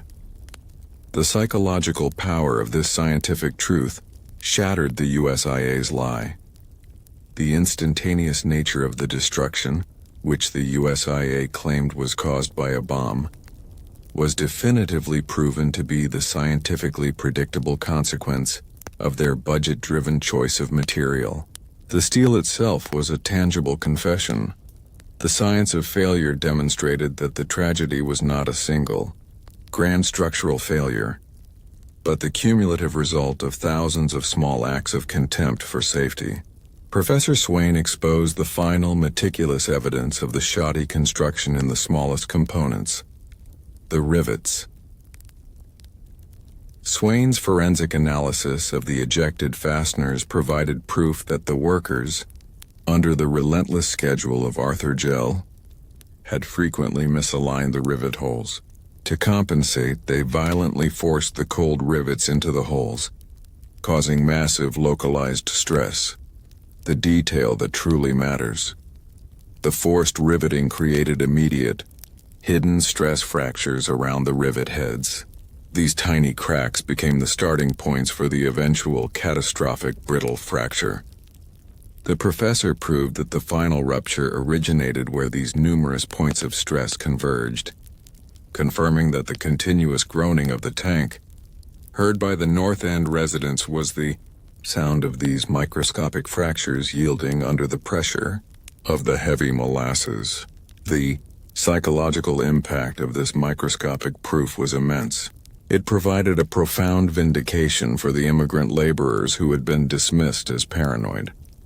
The physical act of forcing the cold rivet, a deliberate choice to prioritize speed over precision, was exposed as a direct act of criminal negligence. The tragic fate of the North End was literally hammered into the steel itself. Professor Swain's final indictment in the science of failure was a crime of omission. The USIA's failure to conduct the fundamental hydrostatic water test. This missing safety check became the irrefutable evidence that the disaster was entirely preventable and consciously guaranteed. The water test, a standard non-negotiable step in tank construction, would have revealed the weak steel, the misalignment of the rivets, and the structural yielding. The USIA skipped this procedure, claiming they could not afford the time required to fill and empty the tank. The detail that truly matters. Swain proved that the USIA, by omitting the water test, had committed a deliberate act of reckless endangerment. The corporation chose to use the most volatile contents, 12,000 tons of heavy, fermenting molasses as the fluid for the tank's first and only stress test, conducting it live in the middle of a densely populated city. The absence of the water test stripped the USIA of any claim to innocence or oversight, confirming the disaster was a premeditated omission of safety protocol. The psychological victory of this evidence was total. It exposed the USIA's moral bankruptcy, proving that the corporation had prioritized a few weeks of production time over the lives of the entire community. The science of failure established that the disaster was not an event, but a conclusion that the USIA consciously chose to allow. Professor Swain's measured testimony in the trial of the century was the moment the science of failure completely shattered the USIA's sophisticated corporate alibi. The cold, objective data of engineering finally defeated the propaganda of the war conspiracy. Swain presented his findings with unflinching rigor, using the specific evidence of the brittle steel and the hydrostatic calculations to prove that the destruction was inconsistent with an external bomb. The physical reality of the scene, the pattern of the fracture, The lack of high heat residue and the dense, crushed wreckage was perfectly explained by the formula: gravity and greed. The detail that truly matters, the most powerful element of Swain's testimony, was its moral simplicity. He proved that the molasses immunity was false because the disaster was predictable and preventable. The terrifying, unique destructive power of the wave was not a mystery. It was the direct, measurable consequence of the USIA's decision to use a half-inch of cheap metal. The science vindicated the victim's paranoia and condemned the corporation's criminal calculation. The psychological impact of this scientific verdict was transformative. It affirmed that the ultimate source of truth and justice resided not in corporate power, but in the unyielding principles of science and the commitment to human safety. The science of failure guaranteed that the trial of the century would end in a definitive legal precedent against unchecked corporate malice. The scientific proof delivered by Professor Swain had to be translated into the unforgiving language of the legal verdict. The true triumph of the science of failure was in its ability to force the court to use precise, damning terminology that officially codified the USIA's negligence as criminal. The final ruling by Auditor Hugh Ogden affirmed that the disaster was caused by insufficient thickness and poorly made rivets. This language, though dry, was a direct legal echo of Swain's metallurgical and hydrostatic findings. It rejected the USIA's emotional and political narratives entirely, establishing a clear, factual chain of causation, the detail that truly matters. The psychological power of this legal codification was immense. It provided official validation to the survivors that their experience of the disaster was not a mystery or a bomb, but a direct result of preventable, budget-driven crime. The court affirmed that the molasses was heavier than the law allowed for, and the USIA was liable for that single, crucial truth. The legal system had recognized gravity and greed as co-conspirators. The specific legal findings related to the low safety factor were crucial. Swain's calculations proved the tank was operating at less than 1/3 of the necessary safety margin. The court's acceptance of this evidence established that the USIA had committed an act of recklessness beyond normal negligence, forcing the judiciary to impose the standard of strict liability. The scientific verdict in the science of failure caused profound psychological fallout within the corporate structure of the USIA, dismantling their years of built-up arrogance and invulnerability. The cold, hard data proved that their financial power was irrelevant against the laws of physics. The USIA had relied on the belief that their wealth and political connections made them immune to scrutiny. Swain's testimony proved this was a fatal delusion. The meticulous evidence of the half-inch steel, the brittle fracture, and the misaligned rivets stripped away all layers of deniability, exposing the executive's decisions as scientifically illiterate and morally bankrupt. The detail that truly matters, the greatest psychological defeat for the USIA, was the realization that the evidence of their crime could not be concealed. The sticky molasses and the broken steel, the very physical consequences they tried to blame on foreigners, became the unyielding witnesses to their greed. The science of failure proved that the corporation's crime was a physical reality that transcended legal maneuvering. The public knowledge of Swain's findings forced a permanent, painful reevaluation within the industrial sector. The tragedy became a chilling reminder that prioritizing profit over material integrity would not only result in casualties, but in public, undeniable shame and massive financial penalty. The science of failure left behind potent artifacts of betrayal, physical relics of the catastrophe that permanently codified the USIA's guilt. Professor Swain ensured these pieces of evidence were preserved, turning them into lasting symbols of the structural crime. The twisted, fractured steel plates from the tank's lower ring, the cross-sections of the forced misaligned rivets, and the laboratory slides showing the low manganese content. These artifacts served as the permanent, undeniable testimony to the truth. They were the physical remnants of the ticking time bomb, the detail that truly matters. The psychological power of these artifacts lay in their simplicity and directness. The jury and the public could physically see the thinness of the steel and the ugly forced deformation of the rivet holes. This tangible evidence was far more persuasive than any corporate lawyer's rhetorical defense. The artifacts became permanent exhibits in the history of industrial negligence, forever linking the sweet, sticky disaster to the bitterness of corporate greed. The preservation of these artifacts ensured that the science of failure would continue to inform and warn future generations of engineers and policymakers. The broken steel was not just a piece of debris. It was the first building block of modern safety codes, guaranteeing that the lesson of the Molasses Flood would never be lost.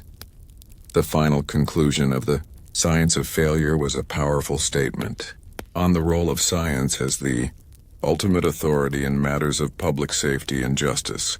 Professor Swain's methodical, objective rigor guaranteed that the emotional chaos and political corruption surrounding the Molasses Flood would eventually yield to undeniable truth. The trial proved that the scientific method, the rigorous collection of data, the calculation of forces, and the analysis of materials was the only force capable of piercing the thick, cynical veil of the USIA's corporate lie. The truth was not found in whispered conspiracy or media propaganda. It was found in the chemical composition of the steel and the mathematics of hydrostatic pressure, the detail that truly matters. The moral weight of the verdict affirmed that the suffering of the North End victims was not a random act of fate, but a direct, measurable consequence of the USIA's decision to disregard scientific and engineering principles. The ticking time bomb of gravity and greed was ultimately dismantled by the superior force of objective knowledge. The science of failure provided the necessary moral clarity to the American public, affirming that truth is resilient, and that the scientific community has a non-negotiable role in ensuring corporate accountability. The tragedy's legacy is that the law now recognizes the language of science as the ultimate protector of the public good. The scientific confrontation in the trial of the century required a mass effort in public education. Professor Swain's evidence, though irrefutable, was complex.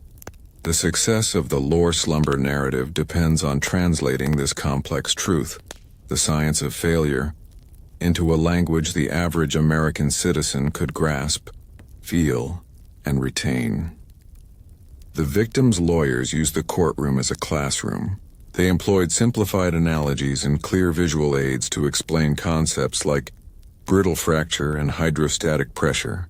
They presented the jury not with abstract formulas, but with the chilling reality that the tank was structurally designed for the destruction it unleashed, the detail that truly matters. The psychological victory lay in making the science personal. The lawyers asked the jury to compare the steel used in a common kitchen appliance to the half-inch steel used in the 50-foot tank, proving the USIA's choice was ludicrously inadequate. They translated the physical trauma of the sticky wave, the crushing and the suffocation, back into the language of density and viscosity, showing how the corporate choice of product guaranteed the lethal outcome. The public, following the sensational trial, was educated in the most agonizing way. The disaster forced them to learn that engineering principles were not bureaucratic rules. They were laws of nature that, when violated, could kill. The science of failure became a foundational lesson in industrial citizenship. The damning scientific conclusion of the science of failure guaranteed a profound and irreversible political fallout, signaling the end of the era of corporate self-regulation in America. The evidence of gravity and greed was too potent to be ignored by lawmakers. The failure of the USIA tank proved that the system of oversight, where corporations were trusted to police their own safety, was a fatal, structural flaw in the American industrial model. The specific findings of Professor Swain regarding the omitted hydrostatic water test and the use of substandard materials became the legislative rallying cry. The detail that truly matters. The political fear was not just of another disaster, but of the systemic corruption exposed by the USIA's panic and lies. The scientific truth compelled state legislatures across the country to enact sweeping reforms, demanding stricter building codes and, crucially, mandating the involvement of certified independent professional engineers. This legislative act was a direct, binding rejection of the USIA's moral premise. The psychological victory was the establishment of a legal firewall between corporate profit motives and public safety. The memory of the disaster became the permanent legal justification for regulatory oversight, affirming that the government's role was to protect citizens from the predictable consequences of unchecked corporate ambition. The ultimate triumph of the science of failure was a profound philosophical condemnation of the USIA's entire operating principle. The verdict demonstrated that objective truth, backed by scientific rigor, was the only force capable of defeating the sheer power of capital. The USIA had relied on the delusion that wealth could buy immunity from accountability, that their public relations machine could successfully erase the physical reality of the brittle steel. Professor Swain's methodical, measured testimony proved the opposite. The laws of physics are not negotiable.